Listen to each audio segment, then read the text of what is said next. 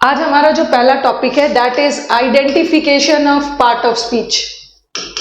Part of speech को कैसे identify करते हैं, identification of parts of speech. Parts of speech को हिंदी में क्या बोलते हैं? पार्ट्स ऑफ स्पीच को हिंदी में बोलते हैं शब्द भेद। शब्द भेद, एक वाक्य बहुत सारे वर्ड से बना होता है, ठीक है। एक वाक्य जो होता है बहुत सारे वर्ड से बना होता है, और अब उस वाक्य में देखना है कि वो जो वर्ड है उसका पार्ट ऑफ स्पीच क्या है, उसका भेद क्या है, कि वो वर्ड नाउन है, कि वो वर्ड प्रोनाउन है, या तो वो वर्ड एडजेक्टिव होगा। ये सारे पार्ट्स ऑफ स्पीच है। ये बोलना बहुत इजी होता है कि नाउन क्या होता है, नाउन्स आर नेमिंग वर्ड्स, ये तो बस डेफिनेशन है। बट इसको हम लोग देखेंगे कि सेंटेंस में आइडेंटिफाई कैसे किया जाता है, सेंटेंस में इसको हम लोग पहचानते कैसे हैं, ठीक है।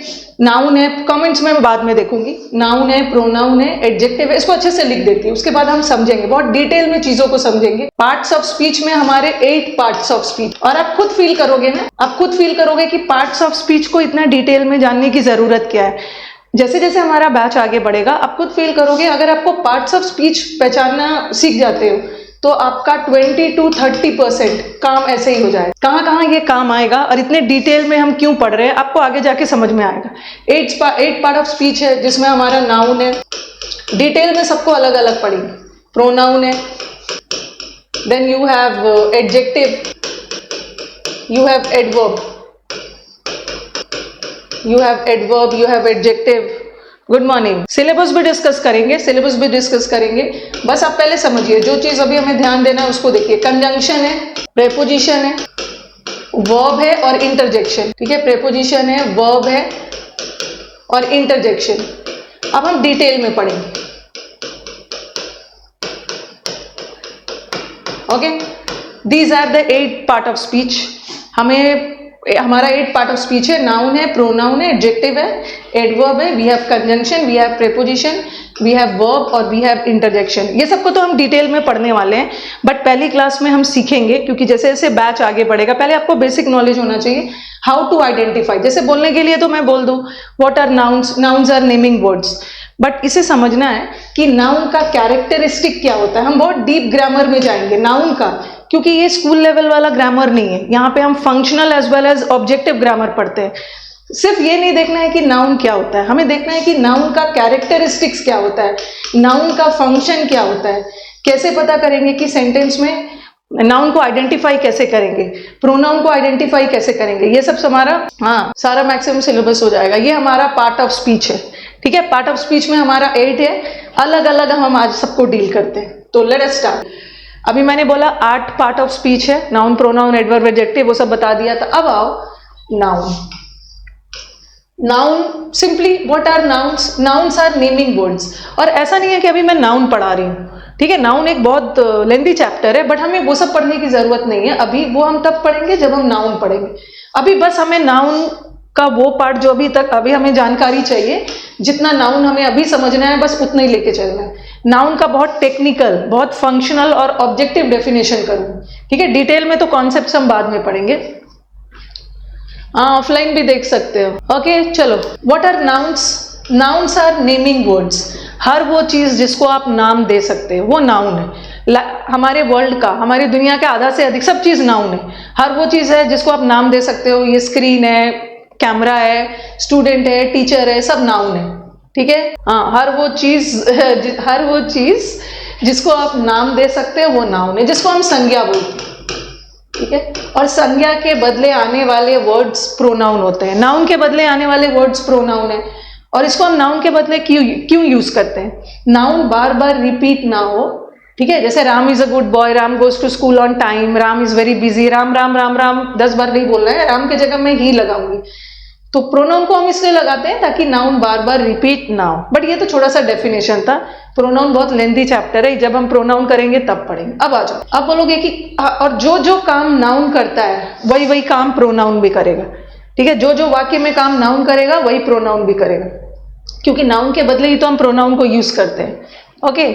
नेक्स्ट वाला सेंटेंस देखो। अब हम नाउन को आइडेंटिफाई कैसे करें, और नाउन को आइडेंटिफाई करने का और बहुत सारा तरीका है, वो सब हम आने वाले क्लासेस में करेंगे, ठीक है। जब भी आप वाक्य में हु का, हुम का या व्हाट का जवाब मांग रहे हो, जब वाक्य में हु, हुम या व्हाट का जवाब आए तो वो हु, हुम और व्हाट का जवाब कौन देता है? नाउन देता है। जैसे मैंने लिखा he did the work, he did the work, उसने काम को किया।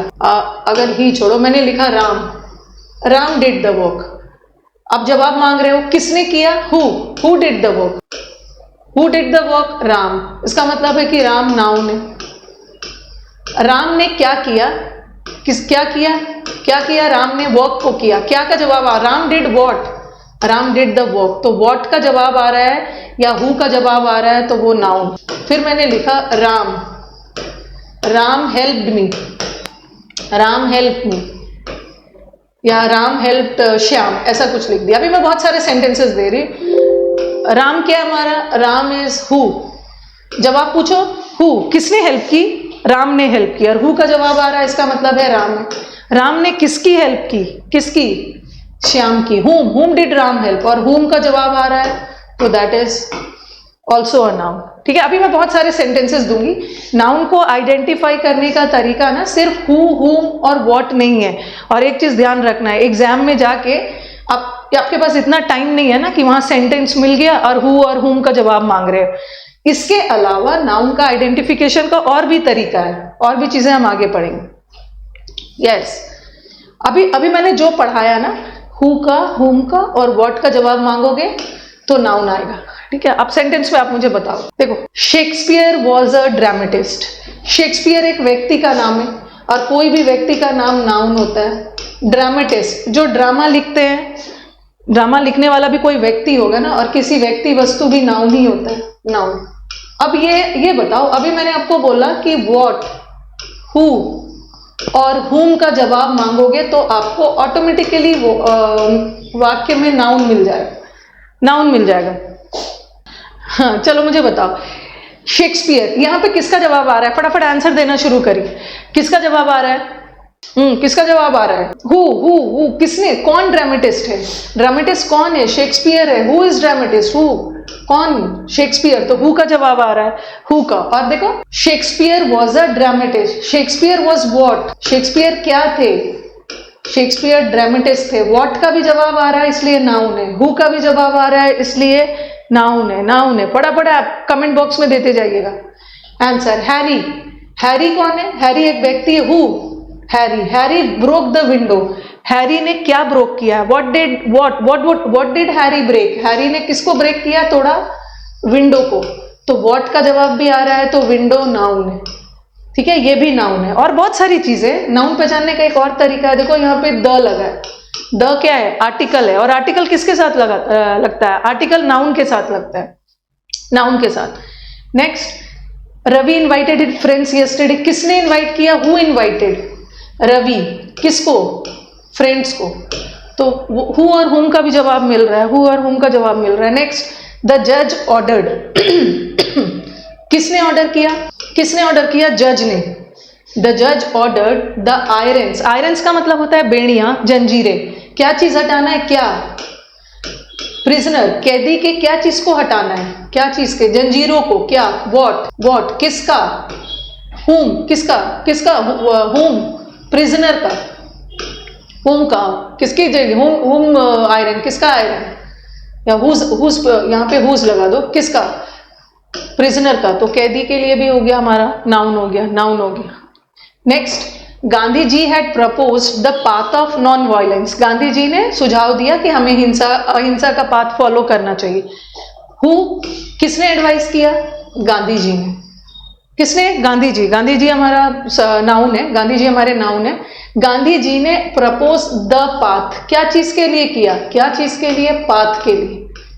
ठीक है, यहां व्हाट का जवाब आ रहा है। What? The path of non violence. और आगे मैं बताऊंगी क्या नॉन वायलेंस, किसका पाथ। और नॉन वायलेंस भी हमारा नाउन है, या ये भी व्हाट का जवाब दे रहा है, नॉन वायलेंस।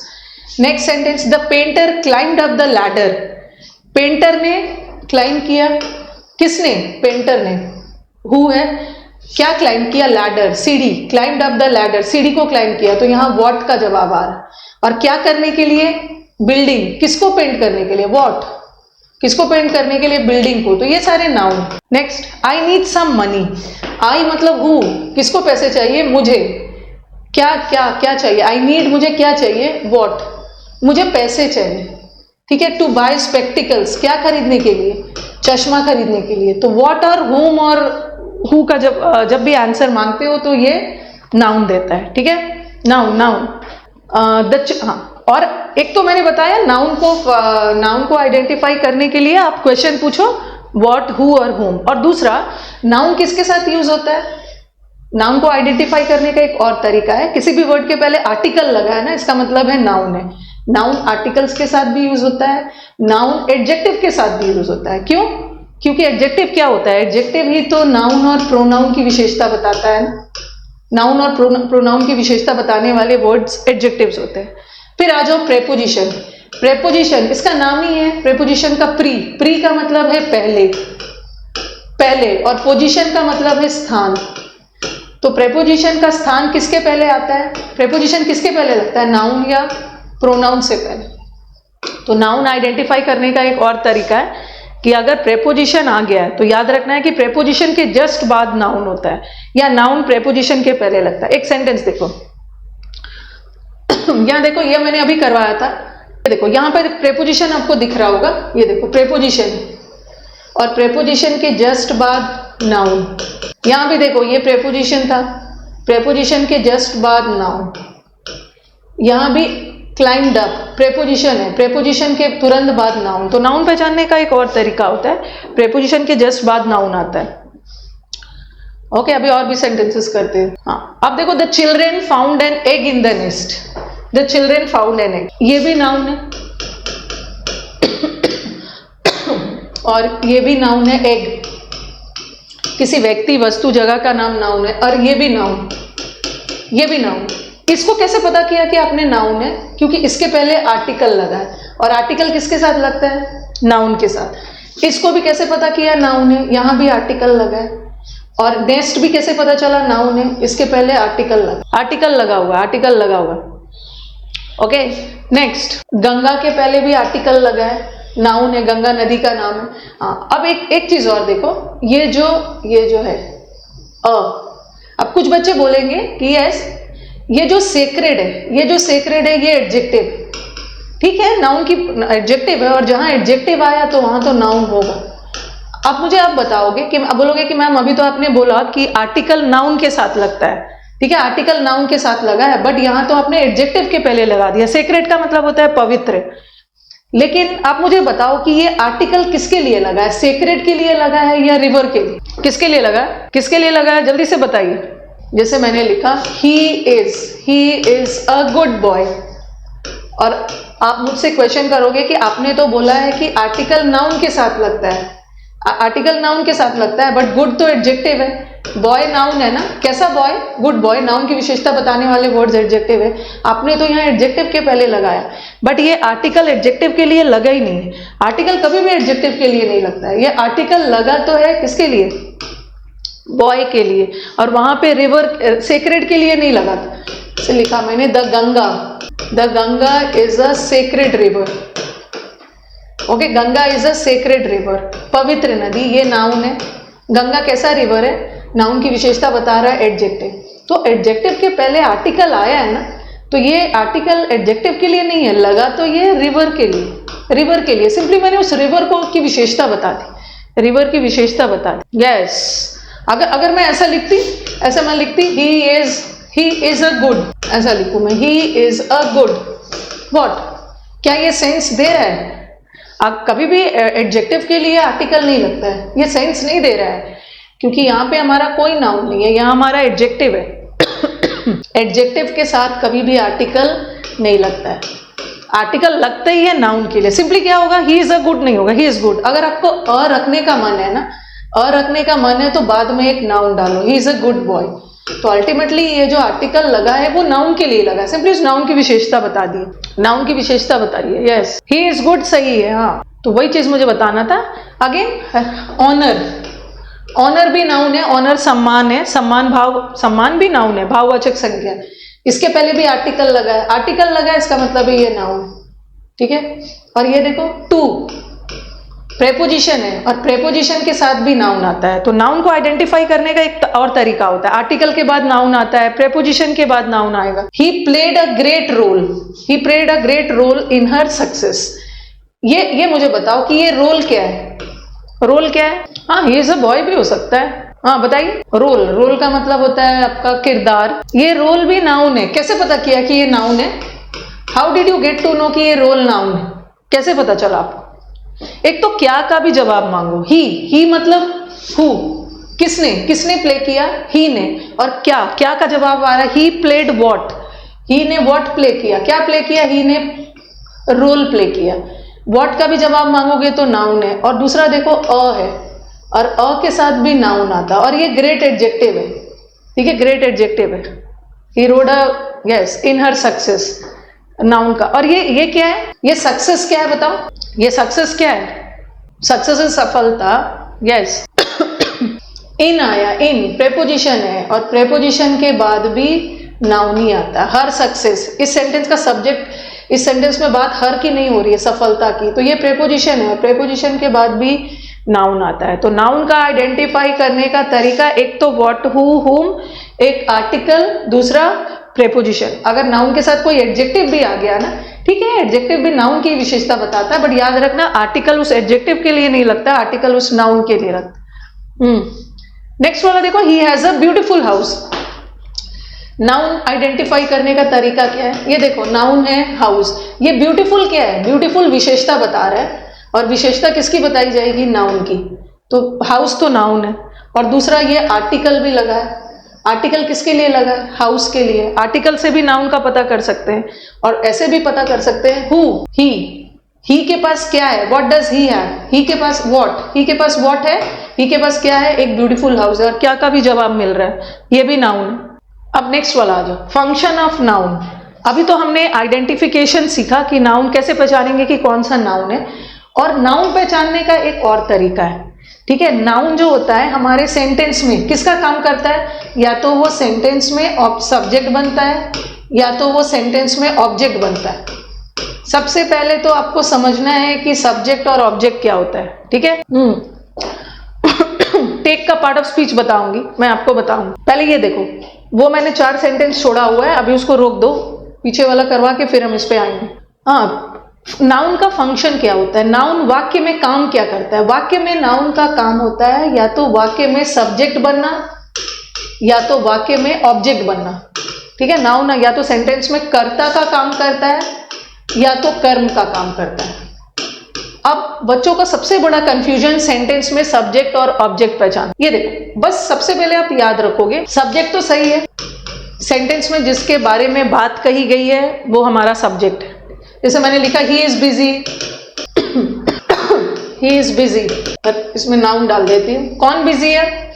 इस सेंटेंस में बात किसके बारे में कही गई है? राम के बारे में, तो Ram is the subject, Ram busy है। ठीक है, सब्जेक्ट। और फिर मैंने लिखा राम डिड द वर्क, किसके बारे में बात कही गई है? राम के बारे में, तो राम ही सब्जेक्ट है। सब्जेक्ट तो आप फटाफट पहचान लेते हो, दिक्कत कब है? ऑब्जेक्ट पहचानने में। ऑब्जेक्ट पहचानने का तरीका सीखो। सब्जेक्ट और ऑब्जेक्ट में डिफरेंस क्या है? सब्जेक्ट कोई काम करता है, ठीक है, सब्जेक्ट कोई काम करता है और उसका इफेक्ट जाके ऑब्जेक्ट पे पड़ता है। ओके, तो in simple language subject is the doer और object is the receiver. Okay, काम सब्जेक्ट करता है और उसका इफेक्ट जाके ऑब्जेक्ट पे पड़ता है। ऑब्जेक्ट जो होता है उस एक्शन को रिसीव करता है, उस एक्शन को रिसीव करता है। मैंने लिखा the peon rang the bell, क्योंकि आपका कंफ्यूजन वाला एरिया क्या है? देखिए, यहाँ पे जो हम ग्रामर का ना बहुत टेक्निकल स्टडी कर रहे हैं, जहाँ पे आपको कंफ्यूजन होता है। कभी कभी आप क्या सोचते हो? कभी कभी आप सब्जेक्ट कॉम्प्लीमेंट को, कभी कभी आप गलती से सब्जेक्ट कॉम्प्लीमेंट को ही ऑब्जेक्ट समझ लेते हो। इस स्लाइड में मुझे यही बताना है कि सब्जेक्ट कॉम्प्लीमेंट को आप स्टूडेंट्स गलती से ऑब्जेक्ट समझ लेते, वो ऑब्जेक्ट नहीं होता है। ऑब्जेक्ट क्या होता है? सब्जेक्ट कोई काम कर रहा है और उसका इफेक्ट जाके ऑब्जेक्ट पे पड़ रहा है। जैसे मैंने लिखा the peon rang the bell, इस सेंटेंस का सब्जेक्ट क्या है? इस सेंटेंस का सब्जेक्ट इज प्यून। प्यून ने क्या किया? बेल को रिंग किया। अब बताओ, देखो, काम तो प्यून ने किया, ठीक है, काम तो प्यून ने किया, बट बजा तो जाके बेल ना। इफेक्ट किस पे पड़ा? इफेक्ट तो पड़ा बेल पे, तो bell is the object, bell is the object. ठीक है, बिकॉज प्यून काम कर रहा है बट बज तो रहा है बेल को। Peon is the doer, peon ने काम किया बट उस बेल बजाने का, बट एक्शन तो रिसीव हुआ बेल के द्वारा ना, बजा तो बेल, तो यहाँ पे डूअर अलग है, रिसीवर अलग। और अब देखो प्यून भी नाउन है, प्यून भी नाउन है और बेल भी नाउन है। और मैंने आपको क्या बताया, नाउन का काम क्या होता है, सब्जेक्ट होना या ऑब्जेक्ट होना, ठीक है, ये हमारा ऑब्जेक्ट है। लेकिन अगर मैंने लिखा he is a good boy, he is a good boy, he तो हमारे, अभी मैं आपको सेंटेंस में सब्जेक्ट और ऑब्जेक्ट पहचानना सिखा रही हूं। ही क्या है हमारा, या राम लिख लो, Ram is a good boy, Ram हमारे सेंटेंस का सब्जेक्ट है। अब मुझे बताओ कि क्या आप बॉय को ऑब्जेक्ट मान सकते हो, बॉय को ऑब्जेक्ट मान सकते हो? आपने बेल को तो ऑब्जेक्ट माना, ऑब्जेक्ट मानने के लिए ध्यान रखना है सब्जेक्ट काम कर रहा है और उसका इफेक्ट जाके ऑब्जेक्ट पे पड़ रहा है, कर्ता काम कर रहा है उसका प्रभाव कर्म पे जाके पड़, इसको ऑब्जेक्ट मान सकते हो? क्योंकि कुछ को लगेगा ना राम सब्जेक्ट है, इज वर्ब है और सब्जेक्ट वर्ब के बाद इसको ऑब्जेक्ट डाल दो। नो नो नो, नहीं मानेंगे। क्यों नहीं मानोगे? चलो मैं एक बार अच्छे से इसको लिखती हूँ। मैंने लिखा Ram is a good boy, ठीक है, Ram is a good boy और राम हेल्प्ड मी। ये देखो अंडरस्टूड है कि ये सब्जेक्ट है, सब्जेक्ट को ये डूअर बोलते हैं, ये राम हमारा यहाँ पे सब्जेक्ट है और यहाँ भी राम हमारा सब्जेक्ट, यहाँ पे, हाँ यहाँ पे ये, पहले मुझे बताओ ये मी क्या है? ये मी ऑब्जेक्ट है कि ये मी ऑब्जेक्ट है? मी ऑब्जेक्ट है। Ram helped me, Ram help me, help करने का काम किसने किया? राम ने, बट प्रभाव किस पे जाके पड़ा? हेल्प को रिसीव किसने किया? उस मदद का फायदा मी ने उठाया। तो यहाँ पे मी हमारा ऑब्जेक्ट है क्योंकि काम कोई और कर रहा है, इफेक्ट किसी और पे पड़ रहा है, ठीक है, ये ऑब्जेक्ट है। बट ठीक है, इसको हम ऑब्जेक्ट नहीं मान सकते हैं। Ram is a good boy, ये बात तो राम के बारे में ही बोली जा रही है ना, ऐसा नहीं है कि राम ने कुछ और किया और इफेक्ट किसी दूसरे पे जाके पड़ा। ये पूरी बात डूअर के लिए ही बोला जा रहा है, ये पूरी बात राम के लिए ही बोली जा रही है। तो इसको आप ऑब्जेक्ट नहीं मानोगे। ऑब्जेक्ट तो तब मानोगे जब काम कोई और कर रहा है, इफेक्ट किसी और पे पड़ा। तो ये जो बॉय है, ठीक है, इसको भी, ये भी नाउन ही है, बट इसको हम क्या बोलेंगे? Subject complement. Subject complement, complement का मतलब क्या है? पूरक या क्वालिफायर भी बोल सकते हो। यहाँ सब्जेक्ट के बारे में ही एडिशनल जानकारी दी जा रही है। राम क्या है? राम एक गुड बॉय है, तो ये भी सब्जेक्ट है, इसको हम सब्जेक्ट कॉम्प्लीमेंट बोलते हैं। सब्जेक्ट के बारे में एक्स्ट्रा जानकारी दी जा रही है, इसको ऑब्जेक्ट नहीं मानोगे। ऑब्जेक्ट तो तब मानोगे जब काम कोई और कर रहा है, इफेक्ट किसी और पे पड़ रहा है। ओके, काम कोई और कर रहा है, इफेक्ट किसी और पे पड़ रहा है, ठीक है। चलिए आप बताइए, आप लोग, अभी तो समझा दिया, आप बताएंगे नाउन का काम क्या होता है। नाउन सब्जेक्ट और ऑब्जेक्ट तो बनता है, बट नाउन सब्जेक्ट कॉम्प्लीमेंट भी बन सकता है, ऑब्जेक्ट कॉम्प्लीमेंट भी बन सकता है। अभी मैं बता रही हूँ क्या आप सब्जेक्ट कॉम्प्लीमेंट है, क्या ऑब्जेक्ट कॉम्प्लीमेंट। पहला वाला सेंटेंस देखो, पहले आप मुझे बताओगे, ये हमारा सेंटेंस का आंसर देना शुरू करिए। प्यून हमारे सेंटेंस का सब्जेक्ट है। क्या हम बेल को ऑब्जेक्ट मान सकते हैं? हम ये कॉम्प्लीमेंट के बारे में बाद में बात करेंगे। पहले हम वाक्य में आइडेंटिफाई करना सीखेंगे कि सब्जेक्ट कौन है, ऑब्जेक्ट कौन है। मान सकते हैं? नोट्स कैसे प्रिपेयर करेंगे वो मैं बताऊंगी। नोट्स प्रिपेयर कैसे करना है, कौन से कलर के पेन से करना है, 3 कलर का पेन यूज करना है, वो सब मैं बताऊं। ऑब्जेक्ट है ना? यस। कैसे पता चला ये ऑब्जेक्ट है? क्योंकि काम सब्जेक्ट ने किया और रिसीवर तो बेल है, तो ये हमारा ऑब्जेक्ट। ओके, ये ऑब्जेक्ट। और राम बिकेम अ राइटर, क्या मैं इसको ऑब्जेक्ट मान सकती हूँ? ऑब्जेक्ट मान सकती हूँ। राम कैसे नोट्स बनाना है? नहीं। क्यों नहीं मान सकती हूँ? राम राइटर बन गया, ऐसा नहीं है कि राम ने कोई काम किया जाके राइटर पे इफेक्ट पड़ा, राम ही तो राइटर बना।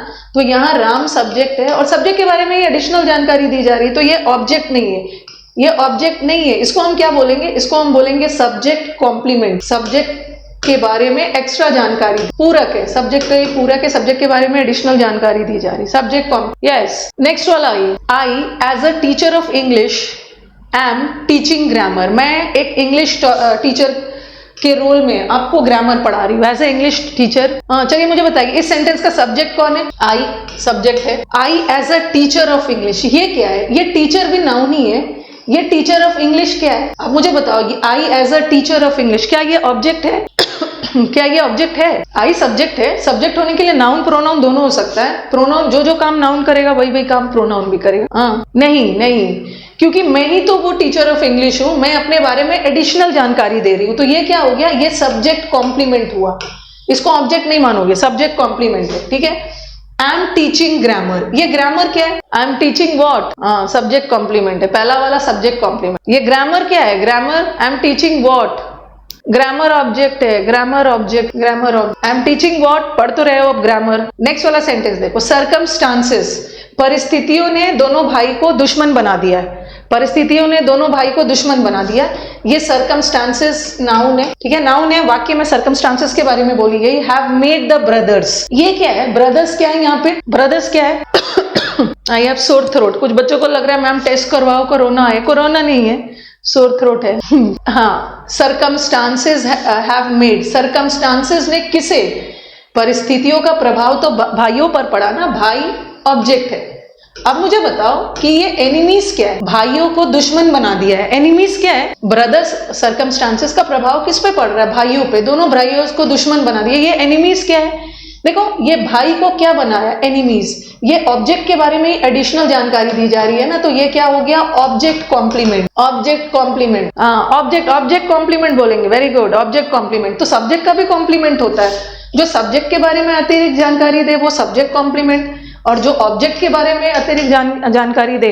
ऐसा नहीं है, ऐसा नहीं है कि भाई अलग है और एनिमीज अलग है, वो दोनों भाई ही दुश्मन बन गए। तो ऑब्जेक्ट के बारे में ही एडिशनल जानकारी दी जा रही है। ओके, अब नेक्स्ट देखो, द कमिटी इलेक्टेड, काम किसने किया, कमिटी ने। कमिटी सब्जेक्ट, किसको इलेक्ट किया, मिस्टर सिन्हा को। कमिटी ने इलेक्ट किया, बट प्रभाव तो जाके मिस्टर सिन्हा पे पड़ा ना, इलेक्ट तो मिस्टर सिन्हा हुए, ये हमारा ऑब्जेक्ट होगा। अब ये क्या है, द प्रेसिडेंट, प्रेसिडेंट क्या है, what is president, yes, mister Sinha कोई अलग नहीं है और प्रेसिडेंट कोई अलग नहीं है, मिस्टर सिन्हा को ही प्रेसिडेंट अपॉइंट किया गया। तो मिस्टर सिन्हा के बारे में ही एडिशनल जानकारी दी जा रही है ना, तो ये ऑब्जेक्ट कॉम्प्लीमेंट हो गया, ऑब्जेक्ट पूरक। यस, एंड वर्ब को आइडेंटिफाई करने का तरीका क्या है, चलिए अपनी तरफ से बताइए, कैसे आइडेंटिफाई करोगे वाक्य में कि वो वर्ब है। अब कुछ बच्चे ये बोलेंगे ना, कुछ बच्चों का मैम जहां पे एक्शन हो रहा है ना वो वर्ब है। जैसे मैंने लिखा he goes to school, he goes to school, यहाँ तो एक्शन हो रहा है ना, वो स्कूल जाने का काम कर रहा है, बट ये आपका अधूरा डेफिनेशन है। ऐसा नहीं है कि जब एक्शन होगा तभी वर्ब होगा। यहाँ पे देखो मैंने लिखा ही इज इल, क्या यहाँ पे कोई एक्शन हो रहा है, हाँ, यहाँ पे एक्शन हो रहा है, बट यहाँ पे कोई एक्शन नहीं हो रहा, वो बीमार है, वो कोई एक्शन नहीं कर रहा है, यहाँ स्टेट बताई जा रही है। तो सबसे पहले तो ये बोलना बंद कर देना है। जूनियर क्लासेस में जब हम छोटे होते हैं हमारा दिमाग भी छोटा होता है, तो धीरे धीरे आप बड़े होते हो, दिमाग कुछ ज्यादा बड़ा हो जाता है, हाँ दिमाग कुछ ज्यादा बड़ा हो जाता है। तो वर्ब को पहचानने का तरीका क्या है, सबसे पहले वर्ब को पहचानने का, ये वाला डेफिनेशन एकदम हटाओगे। व्हाट इज वर्ब, तो वर्ब्स आर एक्शन वर्ड्स। बचपन से हम सीखते आ रहे हैं ना, डूइंग वर्ड्स या एक्शन वर्ब्स को हम वर्ब बोलते हैं, एक्शन वर्ड्स को, बट ऐसा नहीं है। वर्ब्स एक्शन के साथ साथ स्टेट भी बताता है, ठीक है, एक्शन तो हो रहा है, क्रिया बताएगा, ये साथ में अवस्था स्टेट भी बताता है। आई लाइक इंग्लिश, यहाँ पे लाइक वर्ब है। ही गोज टू स्कूल, ये भी वर्ब है। आई हैव अ बुक, ये भी वर्ब है। आई नो हिम, ये भी वर्ब है। और ही रीच द स्टेशन, ये भी वर्ब है, सब वर्ब है। मुझे बताओ आई लाइक इंग्लिश में कोई एक्शन हो रहा है, वर्ब जो है वो हमारा एक्शन तो बताएगा, साथ साथ वर्ब स्टेट भी बताता है, अवस्था, साथ साथ वर्ब पोजेशन भी बताता है। मालिकाना अधिकार के लिए भी हम वर्ब का यूज करते हैं। चलो बताओ, आई लाइक इंग्लिश, यहाँ पे कोई एक्शन नहीं हो रहा, बस एक स्टेट बताया जा रहा है, I like what, I like English, action नहीं हो रहा है। ही गोज टू स्कूल, यहाँ पे एक्शन हो रहा है। आई हैव अ बुक, यहाँ एक्शन तो नहीं हो रहा है, पोजेशन बता रहा है। आई नो हिम, स्टेट बताई जा रही है। ही रीच्ड, उसने स्कूल पहुंचा, तो यहाँ पे एक्शन हुआ। तो वर्ब सिर्फ एक्शन नहीं बताता है, स्टेट भी बता सकता है, पोजेशन भी बता सकता है। और वर्ब को पहचानने का तरीका क्या है, वर्ब को पहचानने का तरीका क्या है, आपने ठीक है थोड़ी बहुत टेंस तो पढ़ी ही होगी। टेंस पार्ट ऑफ स्पीच में नहीं आता है। टेंस को हम पार्ट ऑफ स्पीच में क्यों नहीं रखते हैं, पार्ट ऑफ स्पीच में जो 8 पार्ट ऑफ स्पीच है उसमें टेंस नहीं है, बट 8 पार्ट ऑफ स्पीच में वर्ब है। हमने इसलिए नहीं रखा है क्योंकि टेंस कोई पार्ट ऑफ स्पीच नहीं है, क्योंकि सेंटेंस के टेंस को डिसाइड करने के लिए हम किसका यूज करते हैं, वर्ब का।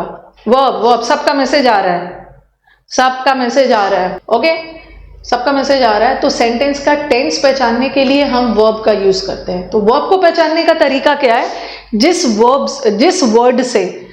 वर्ड से सेंटेंस का टेंस बदला जा सके उसको हम वर्ब बोलते हैं। जैसे गो है, गो प्रेजेंट में है, गोज प्रेजेंट में, अब मैं इसको पास करने के लिए वेंट लगा दिया तो ये वर्ब हो गया। इज प्रेजेंट में है और मुझे इसको पास करना है तो मैंने वॉज लगा दिया।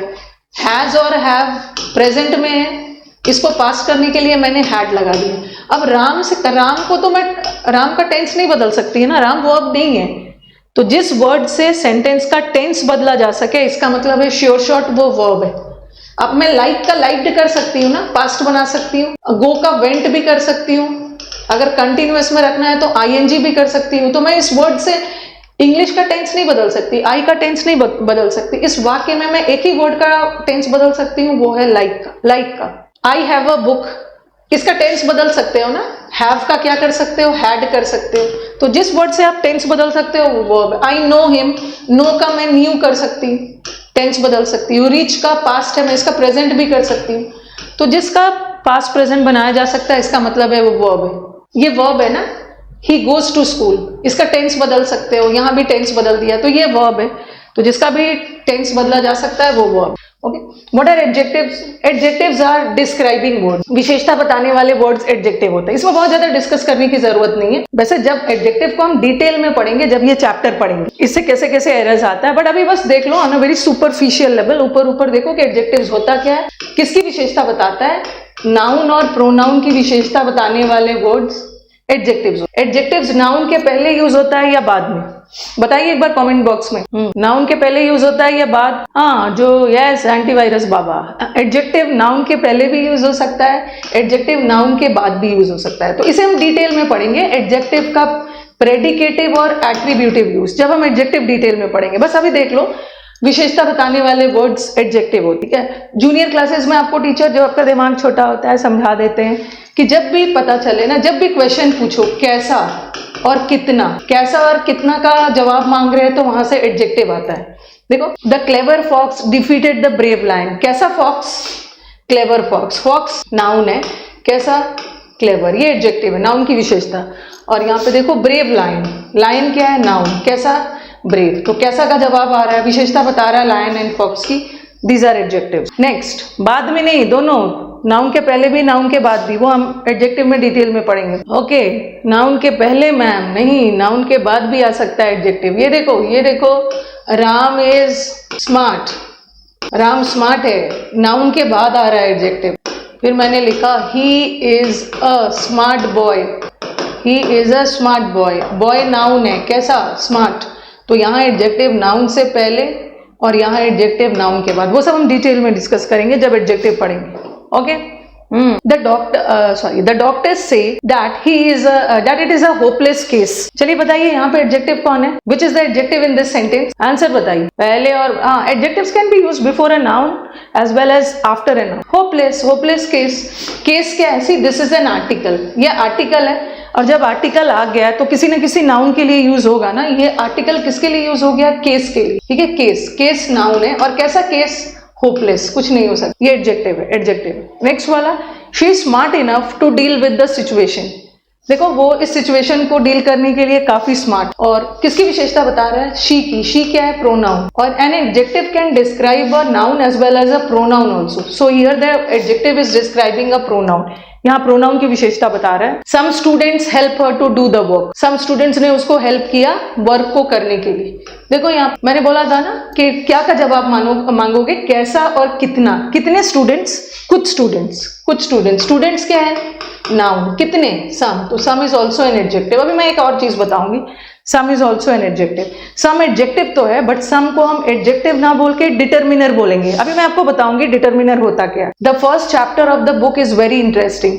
कौन सा है इसमें adjective? The first chapter of the book is very interesting. कौन सा एडजेक्टिव है? फर्स्ट। चैप्टर क्या है? ये द आर्टिकल चैप्टर के लिए लगा है। Chapter noun. कैसा चैप्टर? First chapter. और नाउन की विशेषता बताने वाले वर्ड्स एडजेक्टिव्स होते हैं, एडजेक्टिव्स। वैसे इंटरेस्टिंग भी एडजेक्टिव है। ये इंटरेस्टिंग किसकी विशेषता बता रहा है? First chapter interesting. कौन सा चैप्टर? फर्स्ट। और चैप्टर क्या है? इंटरेस्टिंग। इसे हम डिटेल में डिस्कस करेंगे। नेक्स्ट वाला देखो, अब आपका एडवर्ब है। एडवर्ब किसे बोलते हैं? वर्ब की विशेषता बताने वाले वर्ड्स एडवर्ब है। वर्ब की विशेषता बताने वाले वर्ड्स एडवर्ब होते हैं, बट हम डिटेल में पढ़ेंगे जब एडवर्ब पढ़ेंगे। वर्ब को डिस्क्राइब करने वाले वर्ड्स एडवर्ब होते हैं, बट ये ध्यान रखना है कि जो एडवर्ब है वो सिर्फ वर्ब की विशेषता नहीं बताता है।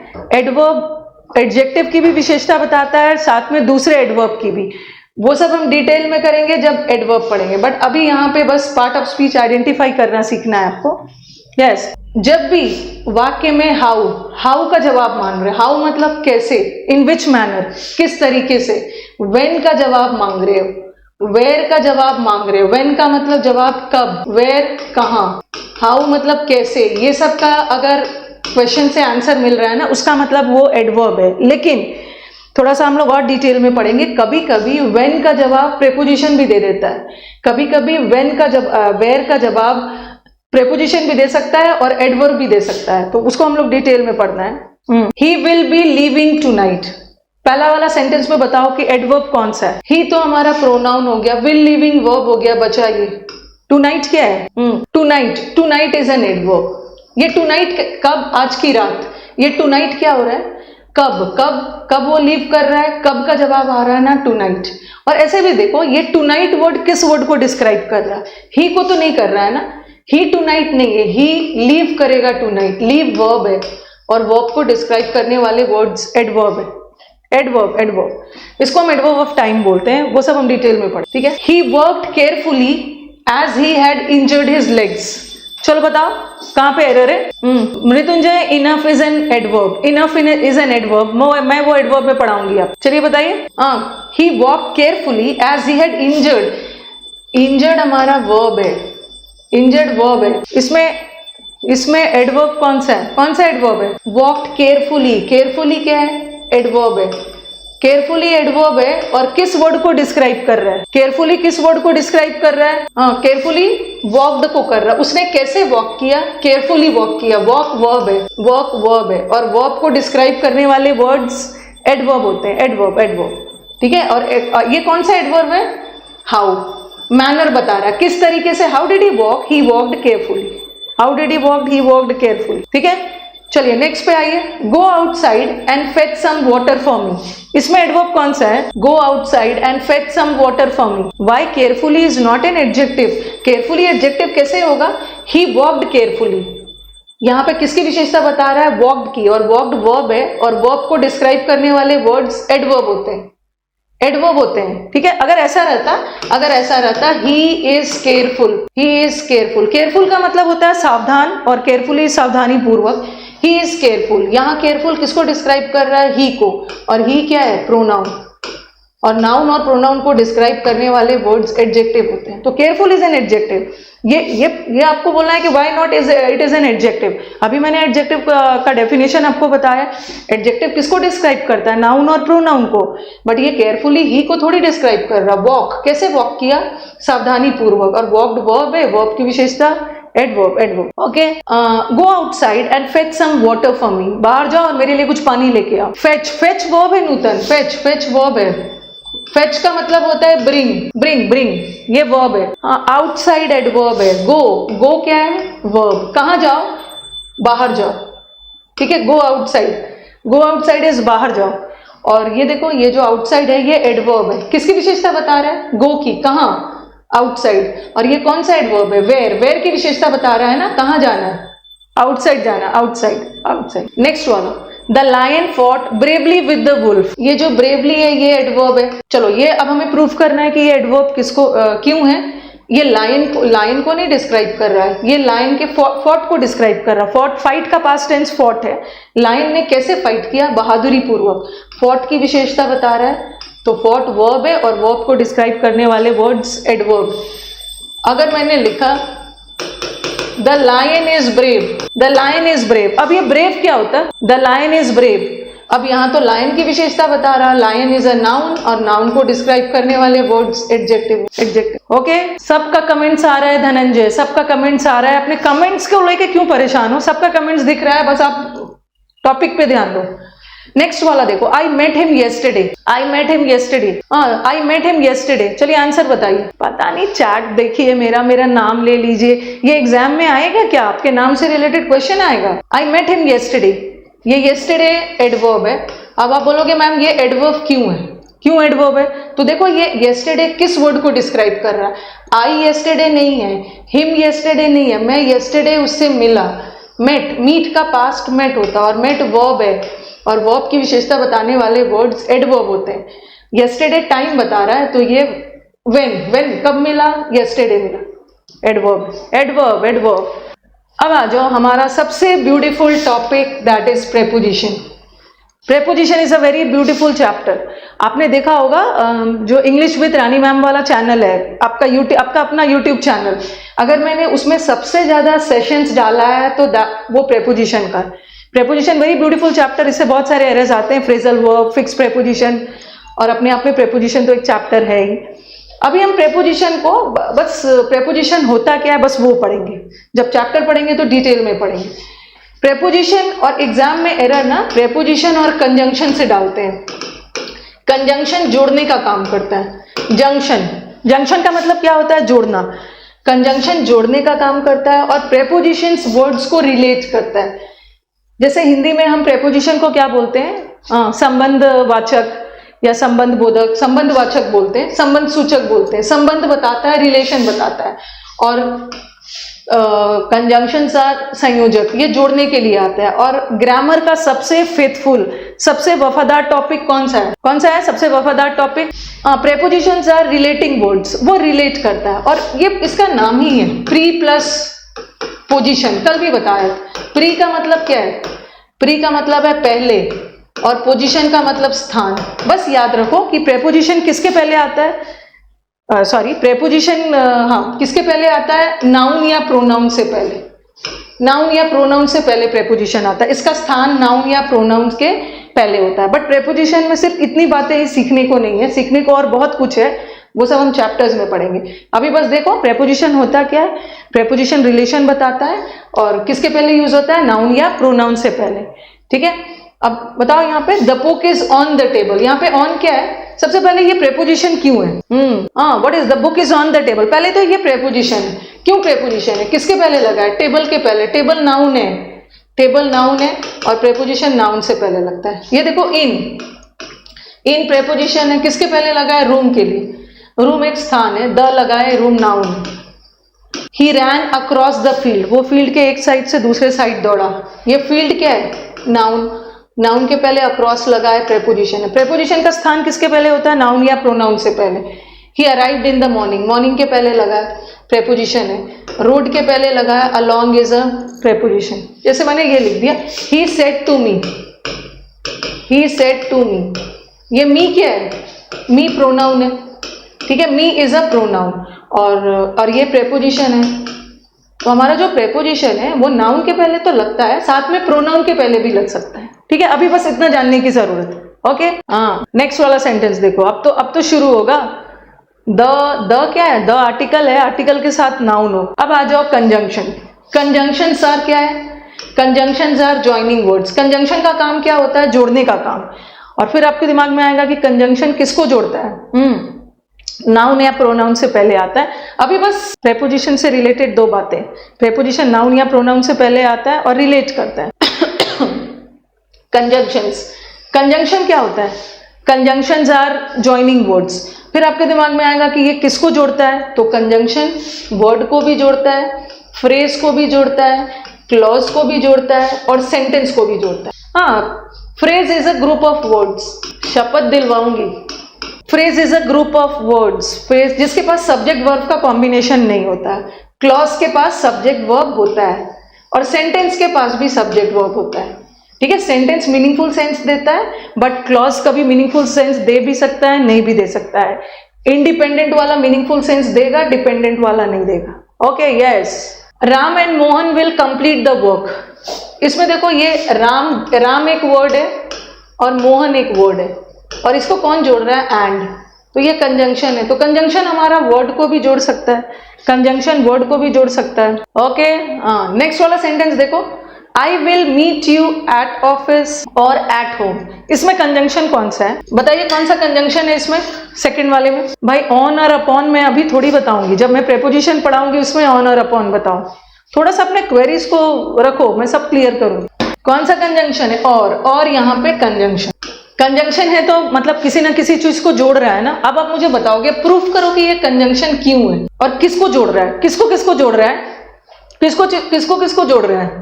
I will meet you at office or at home. मैं आपसे ऑफिस में मिलूंगी या तो घर पे मिलूं। किसको जोड़ रहा है? किसको? मयंक ऑफिस को नहीं जोड़ रहा है, एट ऑफिस।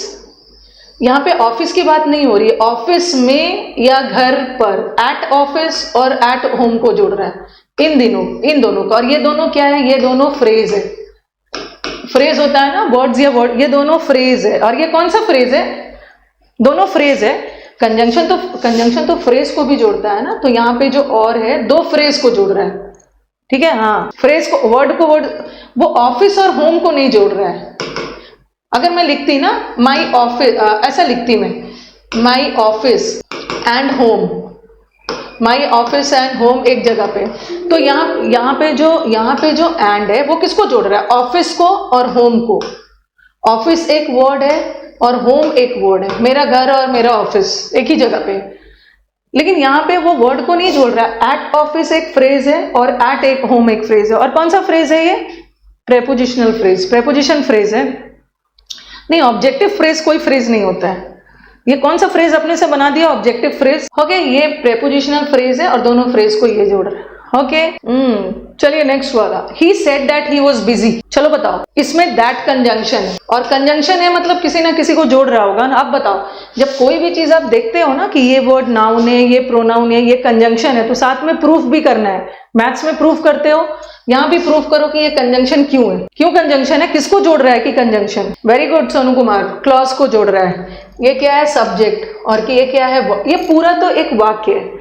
ये वाक्य दो क्लॉज से बना है, एक सब्जेक्ट वर्ब ये है, ठीक है, एक सब्जेक्ट वर्ब ये है और एक सब्जेक्ट है और ये वर्ब है, वॉज वर्ब, सब्जेक्ट वर्ब, दो क्लॉज है और इन दोनों क्लॉज को कंजंक्शन जोड़ रहे हैं। और कंजंक्शन क्लॉज को भी तो जोड़ता है। ओके, तो इज इट क्लियर। ये इंटरजेक्शन, देखो ये कल मैंने बताया था 8 पार्ट ऑफ स्पीच है, 7 मैंने पढ़ा दिया और ये 8वां इंटरजेक्शन है। यहां से ऐसे कोई खास एरर आता नहीं, बट आपको जानना चाहिए। कभी कभी हो सकता है ना, जैसे आप कभी स्टेट लेवल के एग्जाम्स दे रहे हैं, सेंटेंस लगा दिया हुर्रे और इसको अंडरलाइन कर दिया और ऑप्शन में दे दिया कि बताओ कि ये कौन सा पार्ट ऑफ स्पीच है। बस आपको इतना पता होना चाहिए, ये इंटरजेक्शन है। हम इंटरजेक्शन का यूज कब करते हैं, इंटरजेक्शन का यूज तब करते हैं ना, whenever you interjections are used to express sudden feeling of joy, अचानक से जॉय वाली, सरप्राइज वाली, एक्सक्लेमेटरी सेंटेंस में जिसको हम यूज करते हैं। एक्सक्लेमेटरी सेंटेंस मतलब विस्मयादि बोधक sentences. What are exclamatory sentences? Exclamatory sentences are the sentences where you express a sudden feeling of joy, sudden feeling, surprise, oh my god, okay, bravo, hooray, we have won the match। तो ये interjection है, bravo, शाबाशी देने के लिए। The players have done well, alas दुख में use करते हैं, सडन फीलिंग। जैसे मैंने लिखा आ वर्ड कब यूज करते हैं, ये भी दुखी में, अल्लाह आई एम रियून्ड, मैं तो बर्बाद हो गया। तो ये सब आपके इंटरजेक्शन। अरे दादा भी यूज करते हैं, बाप रे, अरे दादा, उफ। बंगाली में यूज करते हैं ना उड़ी बाबा। Interjection is just like an ornament which is used to make a sentence alive, but ornament is not part of speech. Okay, precisely speaking Ravi, ornament figure of speech काम करता है। ornament मतलब गहने से हम अपने वाक्य को क्या चीज से सजाते हैं, फिगर ऑफ स्पीच से, जिसमें हम पढ़ते हैं सिमिली, मेटाफर, ये सब फिगर ऑफ स्पीच है जिससे हम अपने वाक्य को सजाते हैं। 8 पार्ट ऑफ स्पीच हमने कर लिया, ठीक है, 8 पार्ट ऑफ स्पीच कर लिया। The conclusions that they come to are highly questionable. क्या है, बातें बंद करिए, आप बातें बंद करिए, आप आंसर पे ध्यान दीजिए। एडजेक्टिव है, आपको कैसे पता चला कि एडजेक्टिव है, चलो मुझे बताओ। How did you get to know कि ये जो क्वेश्चनेबल वर्ड है ये एडजेक्टिव है, कैसे पता चला। एडजेक्टिव का फिगर ऑफ स्पीच भी करवाया है मैंने, फिगर ऑफ स्पीच भी करवाया है, कैसे पता चला। अच्छा, कुछ बच्चे बोल रहे हैं कि मैम नाउन है, कुछ बच्चे हमारे नाउन बोल रहे हैं, कुछ बच्चे हमारे एडजेक्टिव बोल रहे हैं। जीरेंड तो है नहीं, क्योंकि जीरेंड होने के लिए उसको आईएनजी में होना जरूरी है, ये हटा। एडवर्ब तो है नहीं, एडवर्ब किसी वर्ब की विशेषता बताता है, या एडजेक्टिव की या दूसरे एडवर्ब। अब देखो, जो भी वर्ड एबल से खत्म हो, एबल या IBL से खत्म हो, जो भी वर्ड LI से खत्म हो, जो भी वर्ड बहुत सारा है, केयरफुली FULLY से खत्म हो, फुल वाला वर्ड, ये सारे एडजेक्टिव होते हैं, ओके। और वो भी छोड़ दो, जैसे capable word, credible word, LY वाले वर्ड्स ना, ये तो एडवर्ब भी हो सकता है, LY वाला एडजेक्टिव भी हो सकता है, ये तो याद रखो। फुल वाले वर्ड हमेशा एडजेक्टिव है, लेस वाले वर्ड एडजेक्टिव है। चलो हम ऐसे याद नहीं करते, हम कैसे याद करते हैं? ये क्वेश्चनेबल किसकी विशेषता बता रहा है? The conclusions that they came to, conclusion जिस कंक्लूजन्स पे आए वो क्वेश्चनेबल है, मतलब बहुत ज़्यादा स्पष्ट नहीं है। ये किसकी विशेषता बता रहा है? बताओ। नहीं आरती, आई बी, इसीलिए ना ऐसे नहीं पढ़ना है वर्षा। कभी कभी आई बी वाले वर्ड्स होते हैं ना, आई बी वाले वर्ड्स कभी कभी नाउन भी हो जाता है। ओके, जैसे आई बी वाले वर्ड्स ऑब्जेक्टिव, आपका ऑब्जेक्टिव क्या है? ऑब्जेक्टिव आई बी वाले वर्ड कभी कभी नाउन भी चला जाता है। किसी का पर्सपेक्टिव, नज़रिया, तो ऐसे ही मैं याद नहीं करवाती हूँ। ठीक है, आई बी वाला वर्ड कभी कभी नाउन भी हो जाता है, कभी कभी एडजेक्टिव भी हो जाता है, तो कैसे याद रखना है? ये जो क्वेश्चनेबल किसकी विशेषता बता रहा है? किसकी बता रहा है? कंक्लूजन्स की। हाँ, दो कंक्लूजन्स थे, जो मैं कंक्लूजन्स निकाला गया वो क्वेश्चनेबल था। ये कंक्लूजन नाउन है। और कैसे पता चला नाउन है? यहाँ पे द लगा है, आर्टिकल लगा हुआ है, नाउन है। ठीक है, और नाउन पहचानने का तरीका क्या होता है? चलो, एक तो आर्टिकल लगा है, दूसरा एस भी लगा है। एस लगा के हम क्या करते हैं? प्लूरल बनाते हैं। और प्लूरल तीन ही चीज़ का बनता है। प्लूरल या तो नाउन का बनता है, या तो प्रोनाउन का बनता है, या तो वर्ब का बनता है। वर्ब तो ये है नहीं, नाउन है। कैसे कंक्लूजन? क्वेश्चन, नाउन की विशेषता adjective. Next, this year makes the quincentenary of Columbus voyage to America. चलो अब देख लो, आंसर बताओ। प्लूरल बनता है नाउन का। हाँ, this year marks the quincentenary of Columbus America. Quincentenary का मतलब क्या है? 500वां साल, 500 एनिवर्सरी। ठीक है, 500 जिसके 500 साल पूरे हो गए। अब बताओ कि ये क्या है? हाँ, कैसे पता चला नाउन है? नाउन को पहचानने का तरीका क्या होता है? एक तो आपको टीचर्स बताते ही हैं, व्हाट। ठीक है, व्हाट का जवाब, हु का जवाब और हुम का जवाब आ गया, मतलब नाउन है। नाउन पहचानने का एक और तरीका क्या है? नाउन सेंटेंस में सब्जेक्ट कॉम्प्लीमेंट या सब्जेक्ट बनता है, या ऑब्जेक्ट कॉम्प्लीमेंट।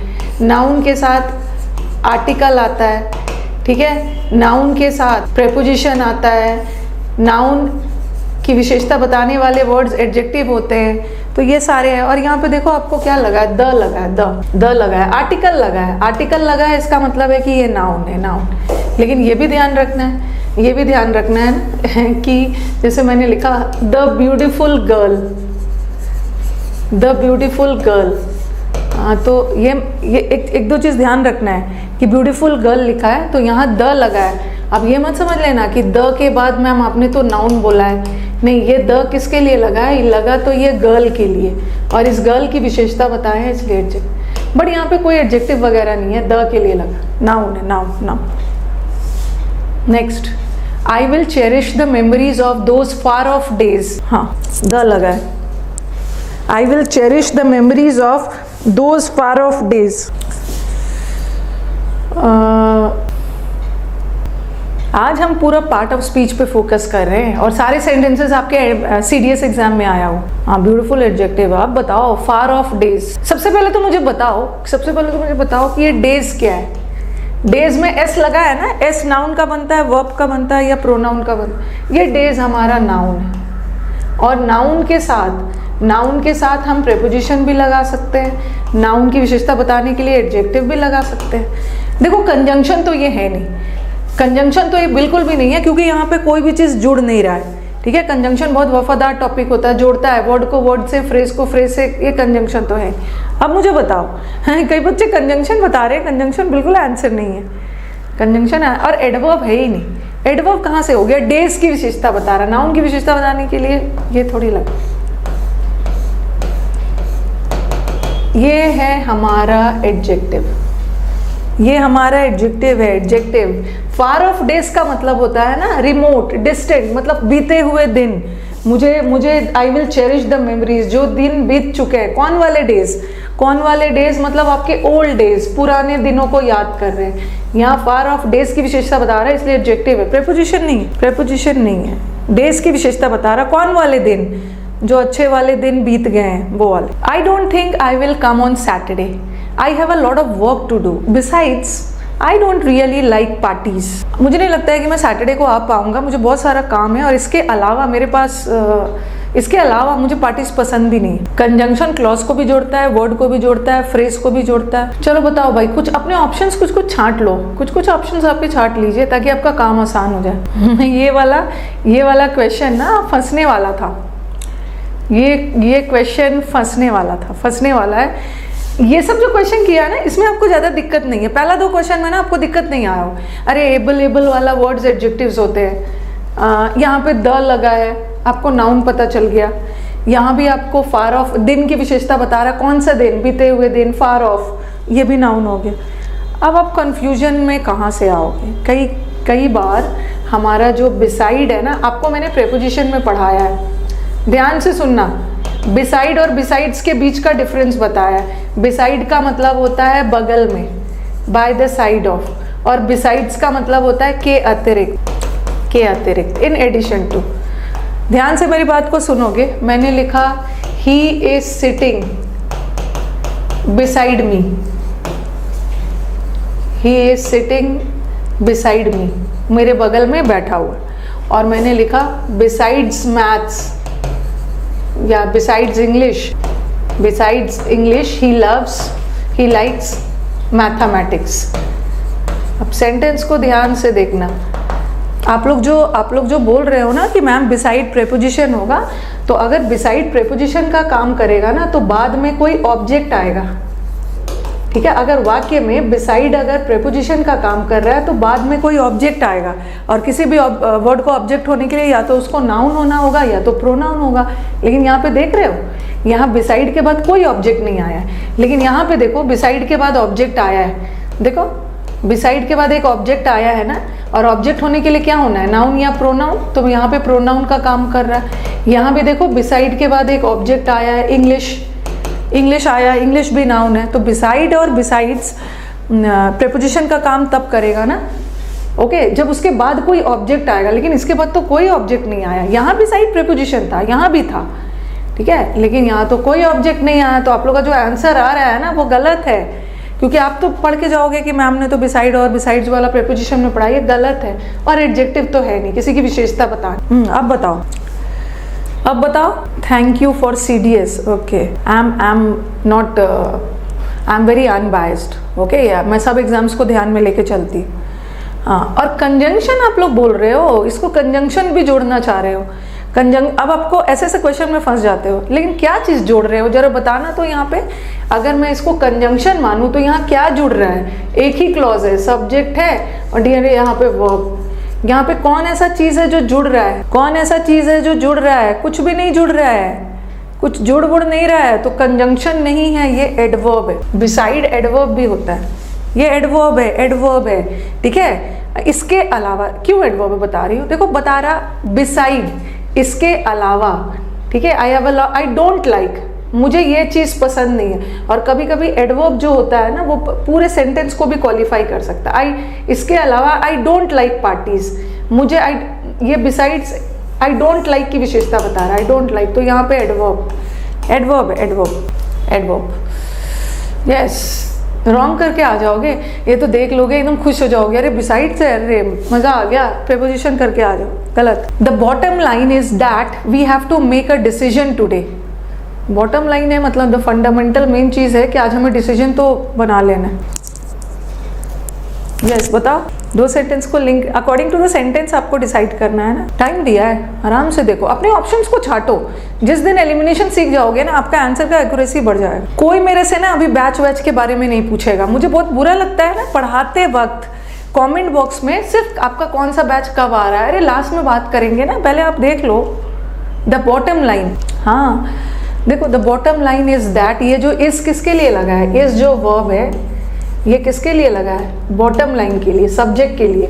सब्जेक्ट ने अपना एग्रीमेंट वर्ब से किया हुआ है, और किसी भी वर्ड को सब्जेक्ट होने के लिए नाउन या प्रोनाउन होना जरूरी है, ठीक है। तो प्रोनाउन देख लो, बॉटम लाइन है, प्रोनाउन तो नहीं है, ये नाउन, बॉटम लाइन। ओके, तो पार्ट ऑफ स्पीच ने ऐसे ही नहीं रट लेना है, ऐसा ही नहीं रट लेना। जैसे मैंने बोला द फंडामेंटल रूल्स, और फिर मैंने लिखा द फंडामेंटल रूल्स, और फिर मैंने लिखा द फंडामेंटल्स ऑफ इंग्लिश। तो पार्ट ऑफ स्पीच हम किसी भी वर्ड सेंटेंस में, मतलब किसी भी पार्ट का जो स्पीच कैसे डिसाइड करते हैं कि उस वर्ड को वाक्य में किस तरह से यूज किया गया है, ठीक है, उसके अकॉर्डिंग यूज करते हैं। अब देखो द फंडामेंटल्स ऑफ इंग्लिश, अब देखो दोनों में कितना डिफरेंस आ गया, दोनों में क्या डिफरेंस आ गया। यहाँ पे रूल्स क्या है, सॉरी यहाँ पे रूल्स क्या है, रूल्स नाउन है। कैसा रूल्स, फंडामेंटल, बेसिक रूल्स, तो यहाँ पे फंडामेंटल एडजेक्टिव हो गया, लेकिन यहाँ पे द फंडामेंटल्स, यहाँ तो कोई एडजेक्टिव नहीं है, यहाँ पे फंडामेंटल नाउन हो गया। जैसे बेसिक होता है ना, बेसिक एडजेक्टिव भी होता है, बेसिक्स नाउन भी होता है, ओके, तो यहाँ पे तो नाउन हो गया, बॉटम लाइन द लगा है, नाउन होगी। लेकिन द पे याद रखना है कि द लग गया है, बीच में कोई एडजेक्टिव डाल के बाद में नाउन भी डाल सकते हैं। Try to knock that vase over, try to knock that vase over, flower vase होता है ना जिसमें फूल वगैरह रखते हैं, कॉमा टेम्पररी, थोड़ा सा शॉर्ट पॉज देते हो ना, इसीलिए कॉमा लगाते हैं। चलिए चलिए चलिए, जल्दी जल्दी बताना है। समुद्र मंथन में बहुत सारे क्लासेस है, कर लीजिएगा। समुद्र मंथन में कितनी क्लासेस है, ऐसा थोड़ी है कि वो क्लास सब में याद करके रखी। Try to knock that vase over, पूछ सकते हो, ऐसा कुछ नहीं है।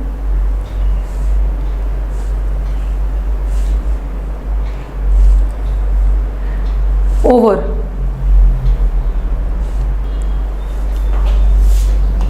there is a bridge, there is a bridge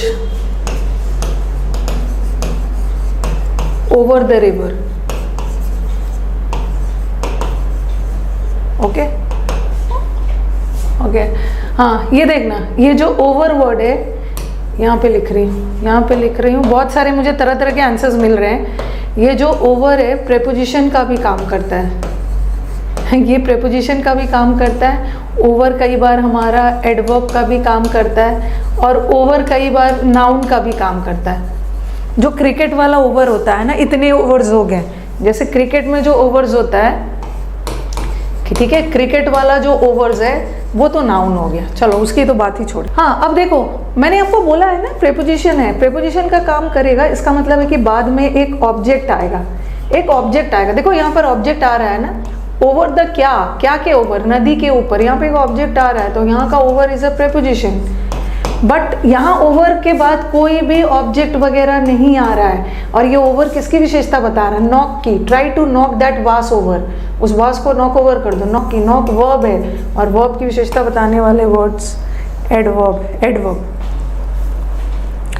adverb है, प्रेपोजिशन नहीं है, ओके, वहां पे प्रेपोजिशन नहीं है। वो क्वेश्चन 6 में एडवर्ब है, यस यस, ऑब्जेक्ट नहीं है ना। अगर ये प्रेपोजिशन होता तो बाद में कोई ऑब्जेक्ट वगैरह लेता ना। यहाँ ओवर नॉक की विशेषता बता रहा, नॉक वर्ब है, वर्ब की विशेषता adverb. I would like an ice cream, are you I would like an ice cream, are you having one too. Vase noun है, फूलों, जिस गुलदस्ते में फूल रखते हैं ना, वास एक चीज का नाम है, और कोई भी वस्तु नाउन ही होता है। अरे वास, फ्लावर वास होता है ना, फ्लावर वास होता है जिसमें आप फूल रखते हो। घर में फ्लावर वास होगा, गुलदस्ता, उसमें फूल डाल के रखते हैं, गुलदस्ता नहीं है, मतलब उसमें डालते हैं। नहीं नहीं, वैसे भी प्रेपोजिशन लास्ट में नहीं आता, ऐसा नहीं है, प्रेपोजिशन लास्ट में आ सकता है, आ सकता है, आ सकता है। ये देखो, ये देखो, ऐसा ऐसा दिमाग मत लगाओ। What are you looking at, what are you looking at. आप मुझे बोलोगे कि मैम ये एट प्रेपोजिशन है, तो आपने तो अभी बोला कि प्रेपोजिशन के बाद कोई ना कोई ऑब्जेक्ट आता है, बट यहाँ तो नहीं आया, बट इसका ऑब्जेक्ट ये है। यू आर लुक, जैसे बोलते हैं ना, you are looking, you are looking at what, किस तरफ देख रहे हो, किसी पर्सन या किसी चीज की तरफ देख रहे हो, तो इसका ऑब्जेक्ट ये है। तो ये मत दिमाग लगा लेना, वैसे भी प्रेपोजिशन लास्ट में नहीं आता है। प्रेपोजिशन बहुत ब्यूटीफुल है, शुरू में भी आ सकता है, बीच में भी आ सकता है, लास्ट में भी आ सकता है, तो ये सब दिमाग नहीं लगाना। हाँ, आई वुड लाइक एन आइसक्रीम, मुझे आइसक्रीम चाहिए, क्या तुम भी खा रहे हो। ये वन किसके लिए यूज हुआ, आर यू हैविंग वन। अरे नहीं नहीं, ये वन नाउन, नाउन भी बोल रहे हैं। देखो देखो, मैंने लिखा वन बॉय वॉज प्रेजेंट, ठीक है, वन बॉय वॉज प्रेजेंट। ये जो बॉय है, ठीक है, ये जो बॉय है नाउन है, और इस वन को मैं प्रोनाउन नहीं मान सकती, ओके, इस वन को मैं प्रोनाउन नहीं मान सकती। क्यों? क्योंकि नाउन के साथ प्रोनाउन थोड़ी आएगा, नाउन के बदले ही तो प्रोनाउन आता है, या तो नाउन यूज होगा या उसके बदले प्रोनाउन यूज होगा, तो ये वन प्रोनाउन नहीं है। ये वन न्यूमरल एडजेक्टिव है, ठीक है। डिटर्मिनर न्यूमरल एडजेक्टिव है, एडजेक्टिव है, नाउन की विशेषता बता रहा है। कितने बॉय? One boy. लेकिन यहाँ जो वन है ना, are you having one too, क्या आप भी एक खा रहे हो? तो ये एक किसके लिए हो रहा है? ये आइसक्रीम के लिए लगा है। यू आर हैविंग आइसक्रीम के लिए, आइसक्रीम के बदले ये लगा है, इसलिए this is a pronoun. Pronoun pronoun pronoun जैसे ऐसा मैंने सेंटेंस लिखा, सो मैंने एक सेंटेंस लिख दिया, I don't want blue pens,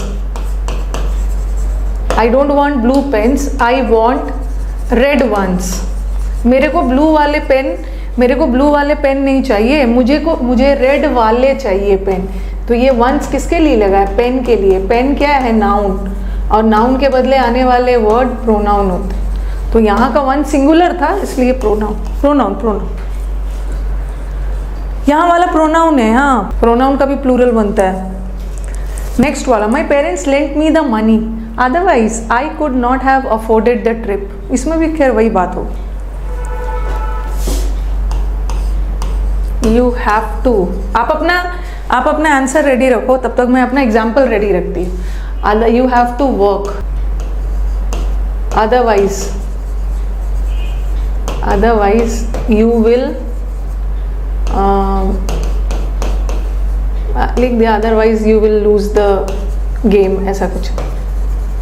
हाँ, तो चलो बताओ, हर वाला इजी थोड़ी आ जाएगा, CDS का लेवल अच्छा ही होता है।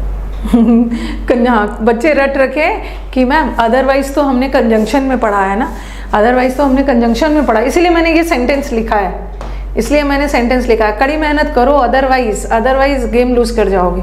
ये क्या है? यू हमारे सेंटेंस का सब्जेक्ट है, और ये क्या है? वर्ब। यू हमारे सेंटेंस का सब्जेक्ट है, विल लूज क्या है? वर्ब। सब्जेक्ट वर्ब मिलके क्या बना रहा है? क्लॉज। और यहाँ भी सब्जेक्ट वर्ब मिलके क्या बना रहा है? क्लॉज। और दोनों क्लॉज को कौन जोड़ रहा है? कड़ी मेहनत करो अन्यथा फेल हो जाओगे, अदरवाइज। तो यहाँ का otherwise is a conjunction, but यहाँ otherwise is not acting as a conjunction, कुछ को जोड़ नहीं रहा है। और पार्टिसिपल तो होगा नहीं, पार्टिसिपल तो या तो वर्ब का ING फॉर्म होता है या तो V3 होता है, ये भी होगा नहीं। और ये कहीं से थोड़ी बता रहा है, एडजेक्टिव थोड़ी है, ये भी एडवर्ब है। जैसे बिसाइड्स वाला करवाया था ना, बिसाइड्स मुझे ये भी नहीं करना है, अदरवाइज मैं ये भी नहीं कर पाऊंगा। वर्ब की विशेषता बता रहा है, कुड नॉट हैड अफोर्डेड को डिस्क्राइब कर रहा है। एडवर्ब है, एडवर्ब है। इजी क्वेश्चन थोड़ी लाना है, जो एग्जाम में आया हुआ है वही लेके आना है। आई थिंक मुझे एक बार बताएंगे आज हमारे बैच में CDS वाले स्टूडेंट्स है कि नहीं, पहले तो मुझे कमेंट बॉक्स में बताओगे। आज CDS वाले बच्चे बहुत दिनों से डिमांड कर रहे थे, कमेंट बॉक्स में बताओ कि क्लास में है कि नहीं। अगर है तो अच्छे से समझ लीजिए, और जब आपका एग्जाम होगा ना तो मुझे 10 में 10 चाहिए। थोड़ा सोच विचार करके करना, क्योंकि आप कभी कभी क्या पढ़ते हो ना, एक वर्ड को आपने दिमाग में बैठा लिया ये एडजेक्टिव है, एक वर्ड को दिमाग में बैठा लिया ये एडवर्ब है, लेकिन आपको सेंटेंस के अकॉर्डिंग डिसाइड करना है। तो हमारे CDS वाले बच्चे ना इस बार मुझे 10 में 10 ला के देंगे, क्योंकि आप ही के एग्जाम के क्वेश्चंस है, और ऐसा नहीं है कि CDS वालों को ही हेल्प करेगा, ये तो क्लोज टेस्ट बनाने में हमारे बाकी सारे एग्जाम्स में भी हेल्प। हाँ, तो अंदर वादा कर देना कमेंट बॉक्स में कि मैम 10 में 10 लाएंगे, एकदम सोच समझ के करेंगे, बहुत एक्साइटेड नहीं होंगे। नेक्स्ट वाला, ये सब आपको ना ज़्यादा, जब भी मैं अनअकैडमी पे भी जब पार्ट ऑफ स्पीच करवाती हूँ, बच्चे बोलते हैं मैम इतना डिटेल में क्यों करवा रहे हो? अरे पता है ना मुझे, क्योंकि मेरे बैच में CDS, NDS, CPO सब बच्चे आते हैं, तो कहीं ना कहीं हेल्प ही करता है। सबसे बड़ा कन्फ्यूजन ये करता है प्रेपोजिशन या कंजंक्शन, और दूसरा प्रेपोजिशन और एडवर्ब। देख रहे थे, किसी को आप प्रेपोजिशन समझ रहे थे, वो एडवर्ब है। कभी कभी किसी को आप एडवर्ब समझ जाते हो और पता चला कि वो कंजंक्शन है, या कंजंक्शन एडवर्ब। ये सब ज़्यादा कंफ्यूज करता है। बाकी नाउन वाउन तो ठीक है, नाउन वगैरह तो कर ही लो। चलो नेक्स्ट वाला, और सेशन को देखो, सेशन को लाइक वाइक भी कर देना है, नाइंसाफ़ी नहीं करना है। आप ही के डिमांड पे पार्ट ऑफ स्पीच आया है, मैंने A to Z सीरीज को रोक कर पार्ट ऑफ स्पीच लेके आई हूँ आप ही लोग के लिए। She wrote me an anguished letter. अब आपके दिमाग में जाएगा मैम एन है, और आपने तो बोला था कि एन के साथ एन के आर्टिकल के साथ नाउन होगा। भाई अगर ये नाउन है तो फिर ये क्या है? कभी कभी ना एक आर्टिकल आता है, बीच में एक एडजेक्टिव रहता है, उसके बाद नाउन आता है, लेकिन ये जो आर्टिकल है ना अल्टीमेटली उस नाउन के लिए लगा है और उस नाउन की विशेषता एडजेक्टिव बता दे। हाँ, तो ये बताओ क्या है। एक एंग्विश्ड मतलब बहुत वरीड, बहुत चिंता भरी लेटर लिखा उसने। ओके, तो लेटर क्या है, ठीक है, लेटर क्या है, लेटर नाउन है। और नाउन की कैसा लेटर, बहुत वरीड वाला, नाउन की विशेषता बताने वाले वर्ड्स एडजेक्टिव है। अब आप मुझे बोलोगे कि मैम ये एडजेक्टिव कैसे है, ये तो मुझे वर्ब लग रहा है, ईडी लग रहा है, क्योंकि मैंने आपको बताया है कि कभी कभी वर्ब का थर्ड फॉर्म भी एडजेक्टिव का काम करता है, क्या बन के, पास्ट पार्टिसिपल। मैंने पार्टिसिपल का बहुत सारा लेक्चर्स लिया हुआ है, देख लेना। तो आंसर इज एडजेक्टिव, एडवर्ब नहीं है एडवर्ब नहीं है। बहुत जल्दी जल्दी डिमांड्स बढ़ रहे हैं शिल्पी, CDS के लिए S1 है, कितना ज़्यादा आप लोग का डिमांड्स है, वो करवा दीजिए, ये करवा दीजिए मैम, ये भी करवा दीजिए, वो भी करवा दीजिए, S1 S6, अभी मेंस का भी आ रहा है। मेरी टीम बता रहे थे कि मैम ये सब बच्चे ना बहुत रिक्वेस्ट कर रहे हैं कि मेंस का मॉक्स करवा दीजिए। चलो देखती हूँ लास्ट में मैं देखती हूँ मेंस का मॉक्स करवा दूँ। बच्चों का रिक्वेस्ट है कि मेंस के पहले मैम को बोल दीजिएगा कि मॉक्स करवा दीजिए। ये तो बहुत इजी वाला क्वेश्चन है। There is a visitor for you, ये तो कोई भी बच्चा कर लेगा। रिलेशन प्रोनाउन कौन सा प्रोनाउन होता है, रिलेटिव प्रोनाउन सुना है, पता नहीं टाइपिंग एरर है या रिलेशन प्रोनाउन है, रिलेटिव प्रोनाउन सुना है।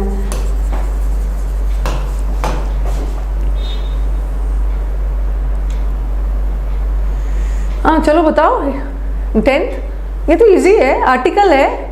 और कौन सा आर्टिकल है, इनडेफिनेट आर्टिकल है ना। इनडेफिनेट आर्टिकल में अ और एन आता है और डेफिनेट में द आता है, ये तो कोई भी बच्चा बना कर लेगा।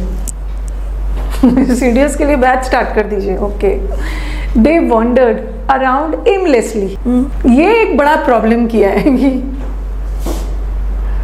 ये एक बड़ा प्रॉब्लम किया है।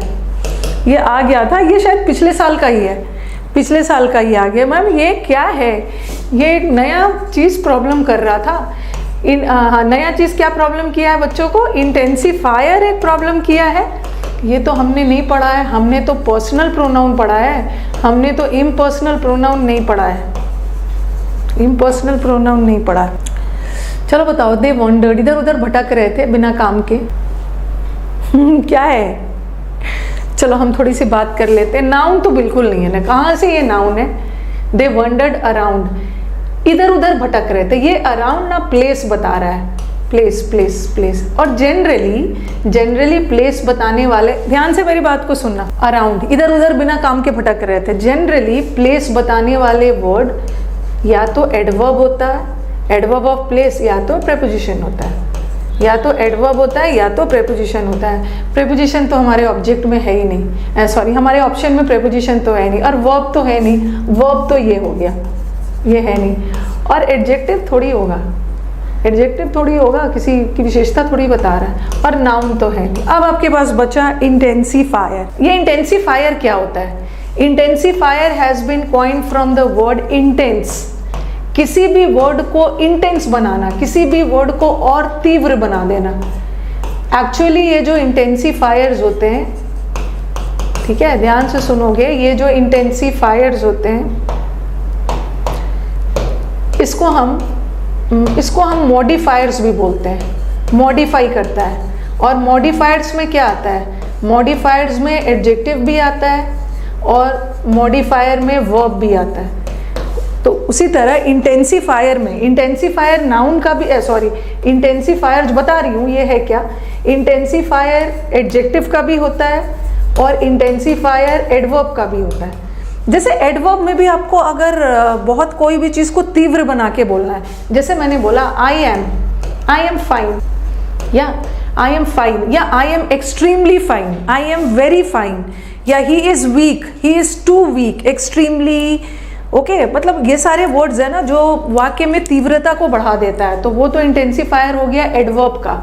जैसे आपको सिर्फ बोलना है ही वॉक्ड स्लोली, उसने स्लोली है, ये स्लोली क्या है, एडवर्ब है, वॉक्ड की विशेषता बता रहा है, ये स्लोली वॉक किया। और थोड़ा सा सेंटेंस को और तीव्र बनाना है, और भी इफेक्टिव बनाना है, बताना है कि स्लोली में भी कितना स्लोली वॉक किया है, बहुत स्लोली, तो he walk quite slowly,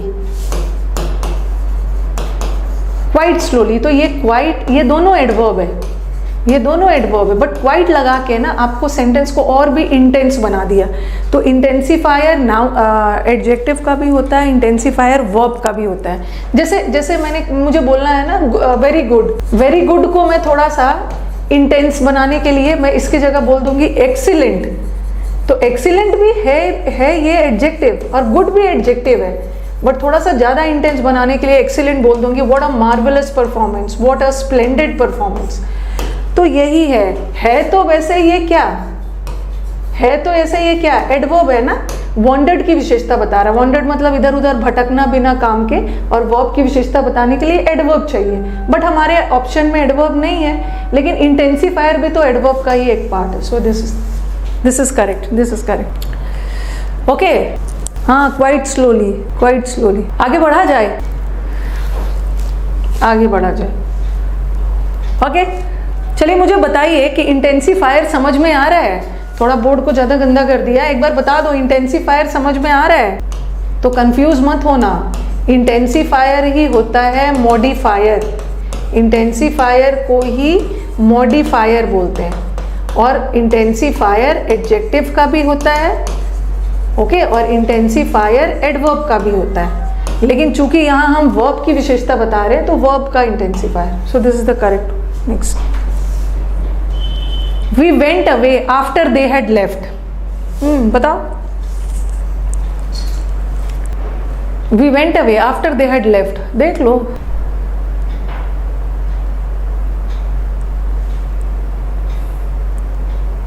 aimlessly is also adverb. aimlessly is also adverb. कहाँ पे था? वो भी एडवर्ब है। aimlessly is also adverb, दो एडवर्ब आ सकता है। हाँ, वैसे आफ्टर प्रेपोजिशन भी होता है, ठीक है। आफ्टर हमारा जो है ये वाक्य में प्रेपोजिशन का भी काम करता है, और ये वाक्य में कंजंक्शन का भी काम करता है। कभी कभी तो एडवर्ब भी हो जाता है। लेकिन यहाँ पे देखो, यहाँ पे कोई ऑब्जेक्ट नहीं आ रहा है। ये देखो, दे क्या है? सब्जेक्ट। हैड लेफ्ट क्या है? वर्ब। यहाँ पे दे क्या है? सब्जेक्ट। वेंट अवे क्या है? वर्ब। सब्जेक्ट वर्ब मिला के क्या बनाता है? क्लॉज। कंजंक्शन बहुत वफादार टॉपिक है, एकदम भेदभाव नहीं करता। इसके एक साइड क्लॉज और दूसरे साइड भी क्लॉज, और दोनों क्लॉज को ये जोड़ रहा है। So this is a conjunction.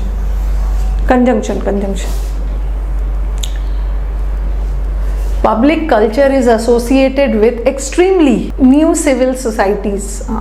ये वाला क्वेश्चन जो सीडीएस ने दिया है ना, ये क्वेश्चन कोई बहुत करेक्ट क्वेश्चन नहीं है, ठीक है। ये क्वेश्चन बहुत ज़्यादा करेक्ट तो नहीं है, लेकिन फिर भी हमारे पास जो ऑप्शंस अवेलेबल है हम उसके अकॉर्डिंग चलेंगे। नाउन क्लॉज, एडजेक्टिव, अपने ऑप्शंस को छाट लीजिए। देखो, मैं अकेला एक्सट्रीमली लूंगी ना, अकेला एक्सट्रीमली लूंगी तो एडवर्ब है। अगर अकेला न्यू को लूंगी तो एडजेक्टिव है, ठीक है। हाँ, मुझे लगा ना कि हो सकता है कि दोनों में से कोई एक ही वर्ड अंडरलाइन हो, बट जब स्टूडेंट ने मुझे ये पेपर भेजा था, बोला नहीं मैम दोनों अंडरलाइन है, तो ये क्वेश्चन पूरी तरह से करेक्ट तो नहीं है जो भी ऑप्शन अवेलेबल है। अकेला एक्सट्रीमली एडवर्ब है, अकेला न्यू एडजेक्टिव है, ओके। तो अब तो दोनों को अंडरलाइन कर दिया है। इंटेंसिफायर नहीं है, इंटेंसिफायर यानी उन्होंने आंसर क्या दिया था? उन्होंने जो आंसर दिया था ना, मैंने पूछा था कि जब आंसर की आएगा तो मुझे बताना। उन्होंने इंटेंसिफायर का आंसर नहीं दिया था, उन्होंने एडजेक्टिव दे दिया था। उन्होंने आंसर में ना, देखो, उन्होंने आंसर में एडजेक्टिव दिया था, और अब पता नहीं कैसे दे दिया है पूरा। देखो, सिविल सोसाइटीज, जब सीडीएस का आंसर की रिलीज होके आया था ना, तो उन्होंने सिविल एडजेक्टिव दे दिया था। अब सिविल सोसाइटीज नाउन है, और नाउन की विशेषता बताने के लिए एडजेक्टिव ही चाहिए, तो पता नहीं उन्होंने क्यों ऐसा आंसर दे दिया। क्वेश्चन नंबर 8 में कैसे दे दिया? नहीं, बिल्कुल गलत है। ओके, ये क्वेश्चन नंबर 8 में ना कंजंक्शन बिल्कुल नहीं होगा वर्षा। ओके, क्वेश्चन नंबर 8 में नंबर, तो अब वो नंबर क्या करते हैं ना, उन्होंने जो आंसर की में आंसर दिया उसके अकॉर्डिंग दे देते हैं, उसके अकॉर्डिंग दे देते हैं। ओके, उसके अकॉर्डिंग उन्होंने आंसर नहीं, इसका आंसर तो एकदम एडवर्ब ही, सॉरी एडवर्ब ही होगा, कंजंक्शन नहीं दिया होगा। एक्सट्रीमली अलग से एडवर्ब है। या तो हम ऐसा भी कर सकते हैं ना, एडवर्ब का भी इंटेंसिफायर होता है, एडजेक्टिव का भी इंटेंसिफायर होता है, तो इंटेंसिफायर आंसर कर सकते थे बट नहीं दिया। मैं डायरेक्ट टीसीएस से नहीं बात कर सकती हूँ क्योंकि एनडीए का, सीडीएस का एग्जाम यूपीएससी लेता है डायरेक्ट आप बात करिए, कोई आपका एसएससी थोड़ी है कि मैं टीसीएस से बात करूँगी, ये एग्जाम यूपीएससी लेता है। नहीं, उस यूपीएससी आंसर की रिलीज किया था, करता है आंसर की रिलीज होता है कुछ दिन बाद। सीडीएस का एग्ज़ाम जब होता है ना, तो उसका आंसर की, जैसे आपका यूपीएससी का वो वाला का नहीं होता है, जो सिविल सर्विसेज का एग्ज़ाम होता है उसका भी ऑब्जेक्टिव का तो वो रिलीज करते हैं, उसका भी करते हैं। नेक्स्ट वाला चलो ऐसा कैसे नहीं करता है। You are paying less attention to your studies these days. एक को तो मैम ये कौन सी क्लास चल रही है, यूपीएससी आंसर की नहीं देता, किस दुनिया में जी रहे हो। यूपीएससी का प्रीलिम्स का आंसर की नहीं आता है, आपको नेट पे मिल जाएगा, आंसर की नेट पे ढूंढोगे मिल जाएगा। You are paying less attention to your studies, less attention, हाँ लेस अटेंशन नाउन है, और नाउन की विशेषता बताने के लिए एडजेक्टिव चाहिए, adjective. Why is it really Sujata on the phone? हाँ, अब देखो इंटेंसिफायर है, नाउन है, इंटरजेक्शन है, क्या है ये, अटेंशन नाउन है ना, TION वाले वर्ड्स नाउन होते हैं। ठीक है, आपको जब मैं एडजेक्टिव का डिग्री करवाया है मैंने, पॉजिटिव, कंपेरेटिव और सुपरलेटिव उसमें करवाया है ना। लिटिल का मतलब है लेस, कम, लेस दो के बीच में, और लीस्ट, तो लेस तो वैसे भी आपका कंपेरेटिव डिग्री है एडजेक्टिव, तो यहाँ पे less adjective. Why is it really Sujata on the phone, चलो बताओ। हाँ, ये इंटरजेक्शन है, इंटरजेक्शन किसमें यूज करते हैं, एक्सक्लेमेटरी सेंटेंस, विस्मयादि बोधक सेंटेंस जो आप यूज करते हो ना एक्सक्लेमेटरी के साथ, hurray we have won the match, oh alas, ये सारा इंटरजेक्शन है। और आप बोलोगे कि मैम हम वाई से तो क्वेश्चन भी पूछते हैं, आपके दिमाग में आ रहा होगा कि यहाँ तो क्वेश्चन मार्क लगा है और यहाँ पे वाई लगाया है, तो इसको इंटरजेक्शन क्यों मानेंगे। अगर ये क्वेश्चन मार्क वाला सेंटेंस होता ना, तो वाई के बाद कॉमा नहीं आता है।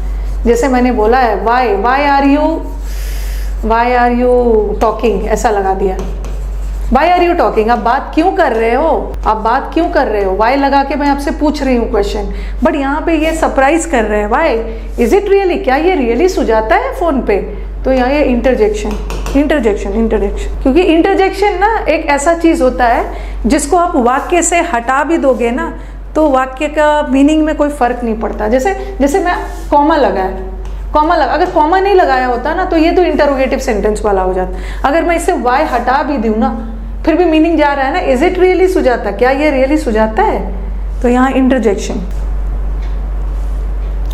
नेक्स्ट वाला, sit down and rest a while, बताना, बैठो और कुछ समय तक रेस्ट करो। नहीं, वो बिसाइड्स, जैसे बिसाइड्स वाला सेंटेंस था ना, वो आंसर रॉन्ग है।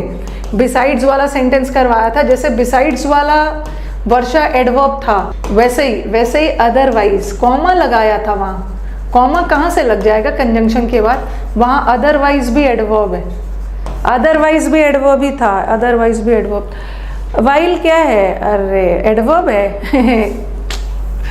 बहुत खूबसूरत है ये जो वाइल है। ओके, ये वाइल प्रेपोजिशन का काम भी करता है, ये सेंटेंस में वाइल वर्ब का काम भी करता है, और सेंटेंस में वाइल नाउन का काम भी करता है, तीनों का काम करता है। जैसे मैंने लिखा ही गॉट हर्ट आज मुझे कमेंट बॉक्स में ना बहुत सारे एंटी सोशल एलिमेंट्स दिख रहे हैं, कहीं से उठ के आए हैं। He got hurt while playing, बच्चों को डिस्ट्रैक्ट कर रहे हैं। अरे क्या कर दिया मैंने, एंटी सोशल। रुको, हाँ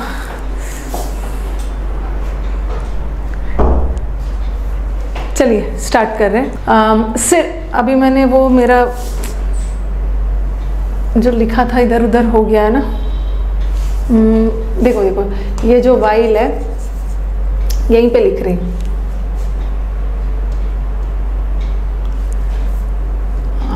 ही वाइल्ड अवे, ही वाइल्ड अवे हिज टाइम। एक वाइल अवे फ्रेजल वर्ब होता है। वाइल अवे का मतलब होता है टाइम वेस्ट करना, टाइम पास करना, टाइम पास करना। वाइल अवे का मतलब होता है टाइम पास करना, टाइम अपना बर्बाद करना। तो यहाँ पे वाइल्ड वर्ब है, वर्ब।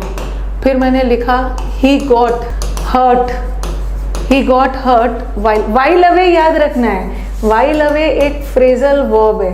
फ्रेजल वर्ब क्या से बनता है? फ्रेजल वर्ब बनता है वर्ब और प्रेपोजिशन से। तो यहाँ का वाइल वर्ब का काम कर रहा है। He got hurt while playing, खेलने के दौरान उसको चोट लग गई। यहाँ का आईएनजी जीरेंड है, नाउन है। और किसके साथ नाउन आता है? प्रेपोजिशन के बाद। प्रेपोजिशन के बाद ऑब्जेक्ट आता है नाउन। तो वाइल प्रेपोजिशन भी होता है, वाइल वर्ब भी होता है, बट यहाँ पे अ लगा है। Rest down a while, a while मतलब a short period of time के लिए रेस्ट कर लो। अ लगा हुआ है, अ लगा हुआ है तो क्या है? अच्छा, page number 137 Wren and Martin book से है ये क्वेश्चन। ओके अच्छी बात है ना। नाउन है, नाउन है, नाउन है। आर्टिकल लगा हुआ है। Rest for a short period of time, थोड़ा आराम कर लो। नाउन है, नाउन, नाउन। नेक्स्ट वाला, Rakesh is too old to run fast. Rakesh काफी कमजोर है, राकेश काफ़ी कमज़ोर है इस काम को करने के लिए। सेशंस अच्छे लग रहे हैं, लाइक भी कर देना है।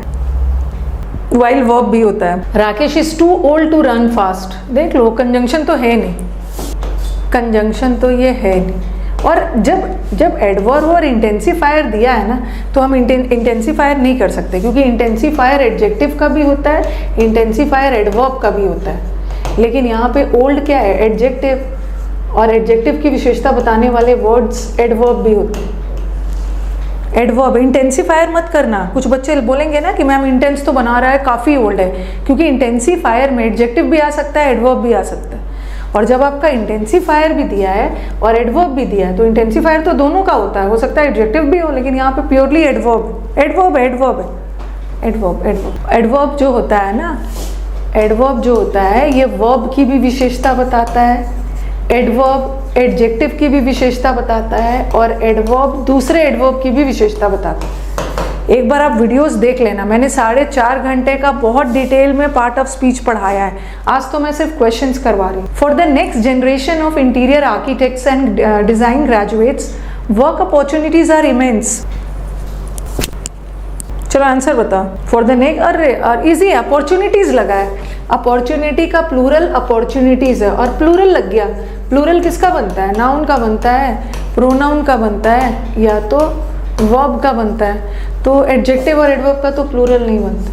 बट वर्क अपॉर्चुनिटीज एक कंपाउंड नाउन है, ये किसी नाउन के बदले नहीं लगा है कि इसको प्रोनाउन मान लो। So this is a noun. Noun.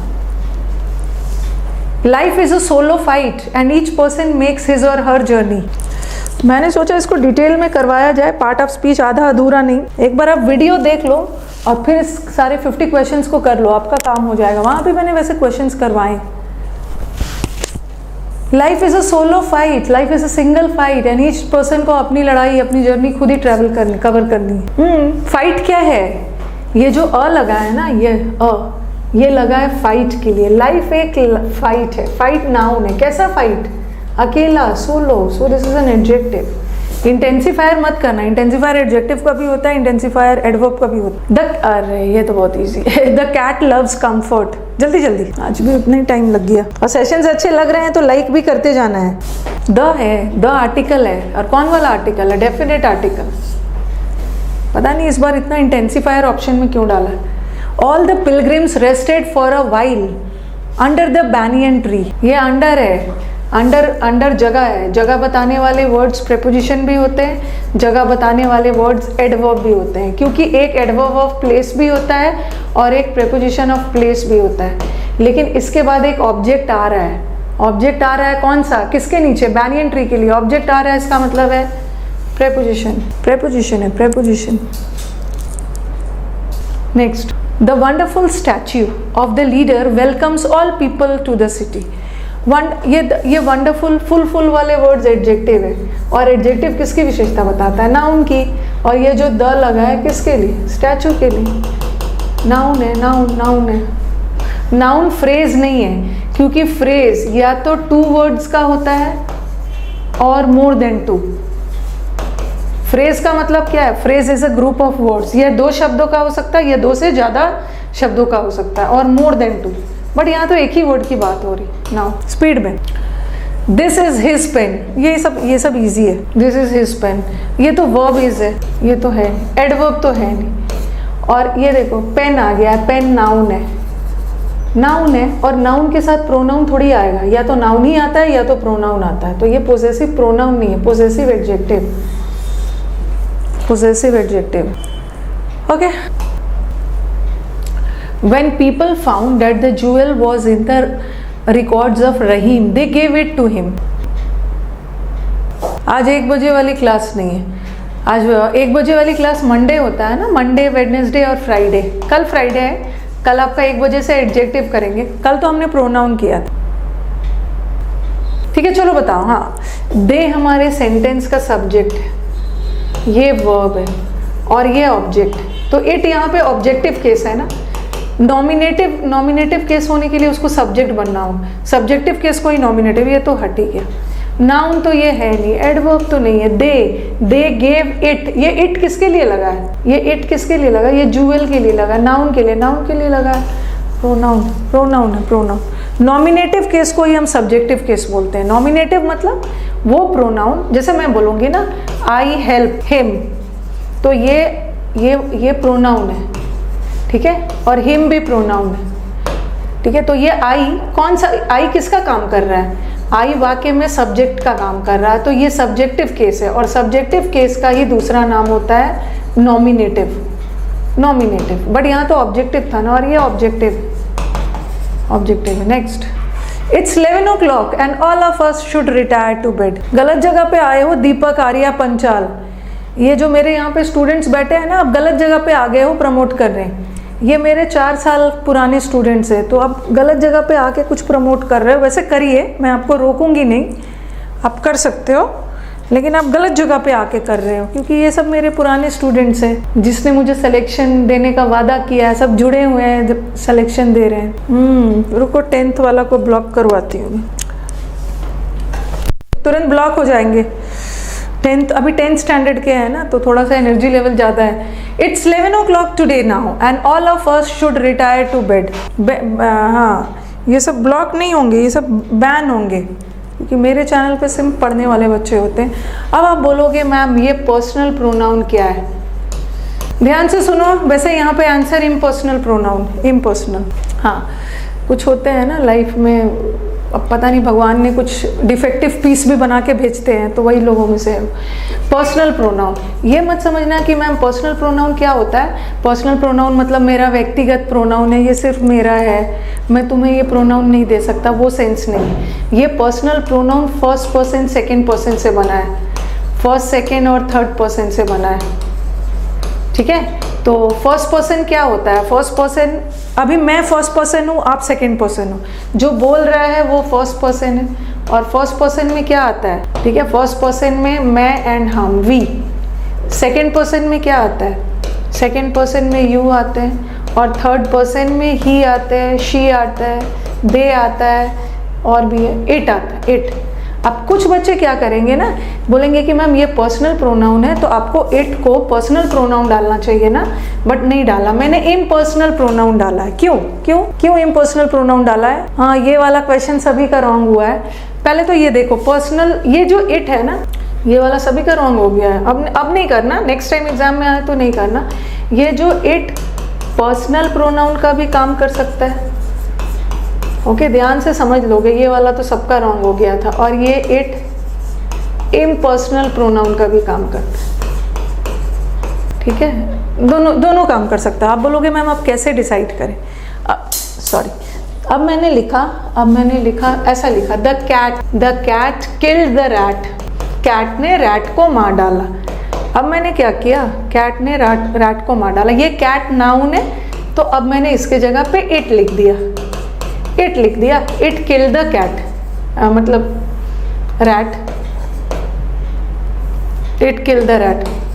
आपको पता चल रहा है ना, ये किसी निश्चित कैट के लिए यूज हो रहा है, ठीक है, ये किसी निश्चित कैट के लिए यूज हो रहा है, तो इट लगा दिया। और यहाँ पे इट पर्सनल प्रोनाउन है, पर्सनल प्रोनाउन का थर्ड पर्सन है, इट लगा दिया, इट लगा दिया, ठीक है। यहाँ तक तो क्लियर हो गया। लेकिन अब मैंने लिखा यहाँ पे, ये वाला आप समझ गए होंगे। अब मैंने लिखा it is he who help me. और याद रखना है कि पर्सनल प्रोनाउन होने के लिए, इट को पर्सनल प्रोनाउन होने के लिए, ये एक छोटा सा ट्रिक याद रखो। कैसे पता करेंगे मैम कि इट वाक्य में पर्सनल प्रोनाउन है या इम्पर्सनल प्रोनाउन है? इट को पर्सनल प्रोनाउन होने के लिए ना, पर्सनल प्रोनाउन होने के लिए उसको क्या होना होगा? उसको वाक्य में या तो सब्जेक्ट बनना होगा या ऑब्जेक्ट बनना होगा। सब्जेक्ट ऑब्जेक्ट बनेगा तभी हम उसको पर्सनल प्रोनाउन मानेंगे। सेंटेंस दे रही हूँ, इट किल्ड द कैट। इस कोई चीज़ है, कोई जीव है जिसने कैट को मार डाला। और फिर मैंने लिखा the cat killed it, the cat killed it. यहाँ जो इट है वाक्य में सब्जेक्ट का काम कर रहा है, और यहाँ जो इट है वाक्य में ऑब्जेक्ट का काम कर रहा है। अगर वाक्य में इट सब्जेक्ट और ऑब्जेक्ट का काम कर रहा है, मतलब दोनों जगह इट पर्सनल प्रोनाउन, इट दोनों जगह पर्सनल प्रोनाउन है। लेकिन अब मैंने लिखा यहाँ पे it is he who help me, ये वही है जिसने मेरी हेल्प की। अब मुझे बताओ कि इस सेंटेंस का सब्जेक्ट क्या है? सेंटेंस का सब्जेक्ट क्या है जरा बताना। पिछले वाले वाक्य में तो इट सेंटेंस का सब्जेक्ट था और दूसरा वाला इट ऑब्जेक्ट था। यहाँ क्या है बताओ? सीडीएस का एग्जाम ना एक साल में 2 बार होता है। क्या है, सब बच्चे ना इसको पर्सनल प्रोनाउन टिक करके आ गए थे। अरे पर्सनल प्रोनाउन होने के लिए उसको सब्जेक्ट बनना होगा ना, या वाक्य में ऑब्जेक्ट बनना होगा। बट इस सेंटेंस का सब्जेक्ट इट थोड़ी है। It is he who help me. हाँ, इस सेंटेंस का सब्जेक्ट कौन है? ये जो हेल्प है, हेल्प वर्ब है। वर्ब ने अपना एग्रीमेंट किससे किया? सब्जेक्ट से। तो इस सेंटेंस का सब्जेक्ट ही है, ठीक है, और इस सेंटेंस का वर्ब हेल्प्ड है और मी ऑब्जेक्ट। अब बताओ कि क्या ये इट सब्जेक्ट का काम कर रहा है? बिल्कुल नहीं कर रहा है, क्योंकि सब्जेक्ट तो ही है और ऑब्जेक्ट तो ये है। तो ये ई पर्सनल प्रोनाउन नहीं है, इम्पर्सनल। इम्पर्सनल प्रोनाउन का मतलब होता है ना, वो किसी स्पेसिफिक के लिए यूज होता है। हम इट से किसी भी सब्जेक्ट को इंट्रोड्यूस कर सकते हैं। जैसे इट इज़ आई भी बोल सकते हैं, इट इज़ राम भी बोल सकते हैं। तो यहाँ पे इट किसी का पर्सनल नहीं है। ये आई को भी इंट्रोड्यूस कर सकते हैं, राम को भी कर सकते हैं। सो this is an impersonal. Okay, हाँ, नहीं है यहाँ। तो ये सब इंट्रोडक्टरी होता है सब्जेक्ट को इंट्रोड्यूस करने के लिए। The flower is very beautiful. Come on guys, अगर सेशंस अच्छे लग रहे हैं लाइक कर दीजिएगा। मैंने सोचा था कि ये सेशन जल्दी खत्म हो जाएगा, बट ये तो उतने टाइम ले लिया गाइज। ऐसे कुछ इडियम्स सीडीएस में लेते हैं। चलो आंसर बताओ। Flower is very beautiful. Beautiful क्या है? ब्यूटीफुल एडजेक्टिव है, और एडजेक्टिव की विशेषता क्या पता? कंजंक्शन प्रीपोजिशन तो है। एडजेक्टिव की विशेषता एडवर्ब बताता है। This boy is stronger than Ramesh. Dummy subject बोल देते हैं। हाँ, डमी सब्जेक्ट बोलते हैं, उसी को इम्पर्सनल प्रोनाउन बोलते हैं। आपके ऑप्शन में डमी सब्जेक्ट नहीं देंगे ना। This boy is very stronger. Boy क्या है? नाउन। बॉय क्या है? नाउन। और नाउन के साथ साथ प्रोनाउन तो आएगा नहीं। आर्टिकल तो बिल्कुल भी नहीं, एडवर्ब नहीं है। ये क्या है? एडजेक्टिव है। एडजेक्टिव है। कभी हो सकता है ना इनका मन करे कि एडजेक्टिव लिख दे और एक जगह मन करे डेमोन्स्ट्रेटिव एडजेक्टिव लिख दे। आप किसको टिक करोगे? अगर दोनों आ गया होता? किसको टिक करते? चलो बताओ। दोनों आ जाता है। ऐसा तो एडजेक्टिव है, और अगर दोनों आ जाता। इन्होंने एडजेक्टिव का भी ना और भी बता दिया। एडजेक्टिव तो बहुत सारे होते हैं, बट कौन सा एडजेक्टिव है? डेमोन्स्ट्रेटिव एडजेक्टिव में आता है दीज, दोज, दैट, दीज। वैसे डेमोन्स्ट्रेटिव प्रोनाउन भी होता है। आई हर्ट माई सेल्फ, डेमोन्स्ट्रेटिव है। लेंदी हो जा रहा है, डेमोन्स्ट्रेटिव है। चलो आंसर बताओ इसका। ये प्रोनाउन है, आई हर्ट माई सेल्फ। और कौन सा प्रोनाउन है ये? सेल्फ वाले प्रोनाउंस ना रिफ्लेक्सिव प्रोनाउन। तो ये तो डेमोन्स्ट्रेटिव प्रोनाउन दे दिया है, नहीं तो हम प्रोनाउन ही माने। प्रोनाउन प्रोनाउन है, प्रोनाउन है।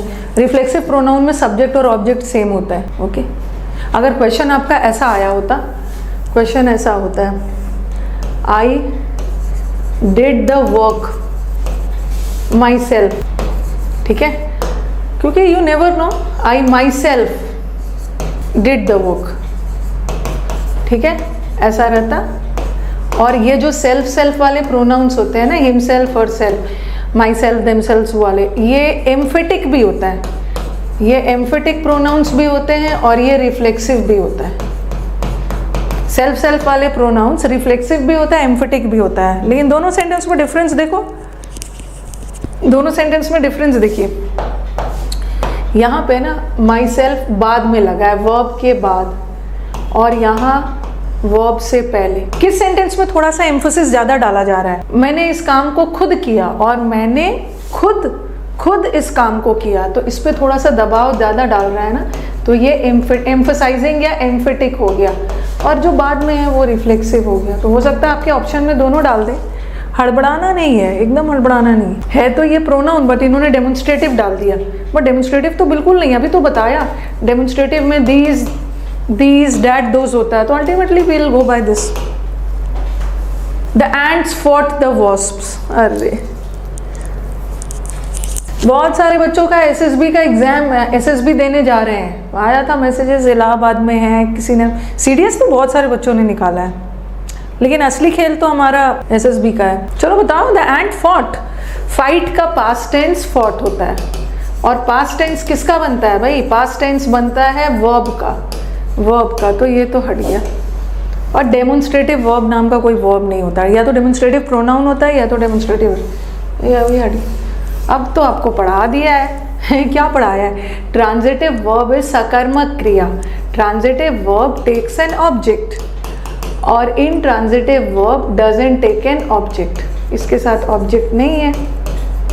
सेंटेंस देखना, ये the driver stopped the train, यहाँ स्टॉप देख लेना, और फिर लिखा मैंने द ड्राइवर स्टॉप्ड सडनली। देखो दोनों जगह का स्टॉप्ड वर्ब है, ओके, दोनों जगह का स्टॉप्ड वर्ब है। अब मुझे बताओगे ड्राइवर ने क्या चीज़ को स्टॉप किया? ट्रेन को।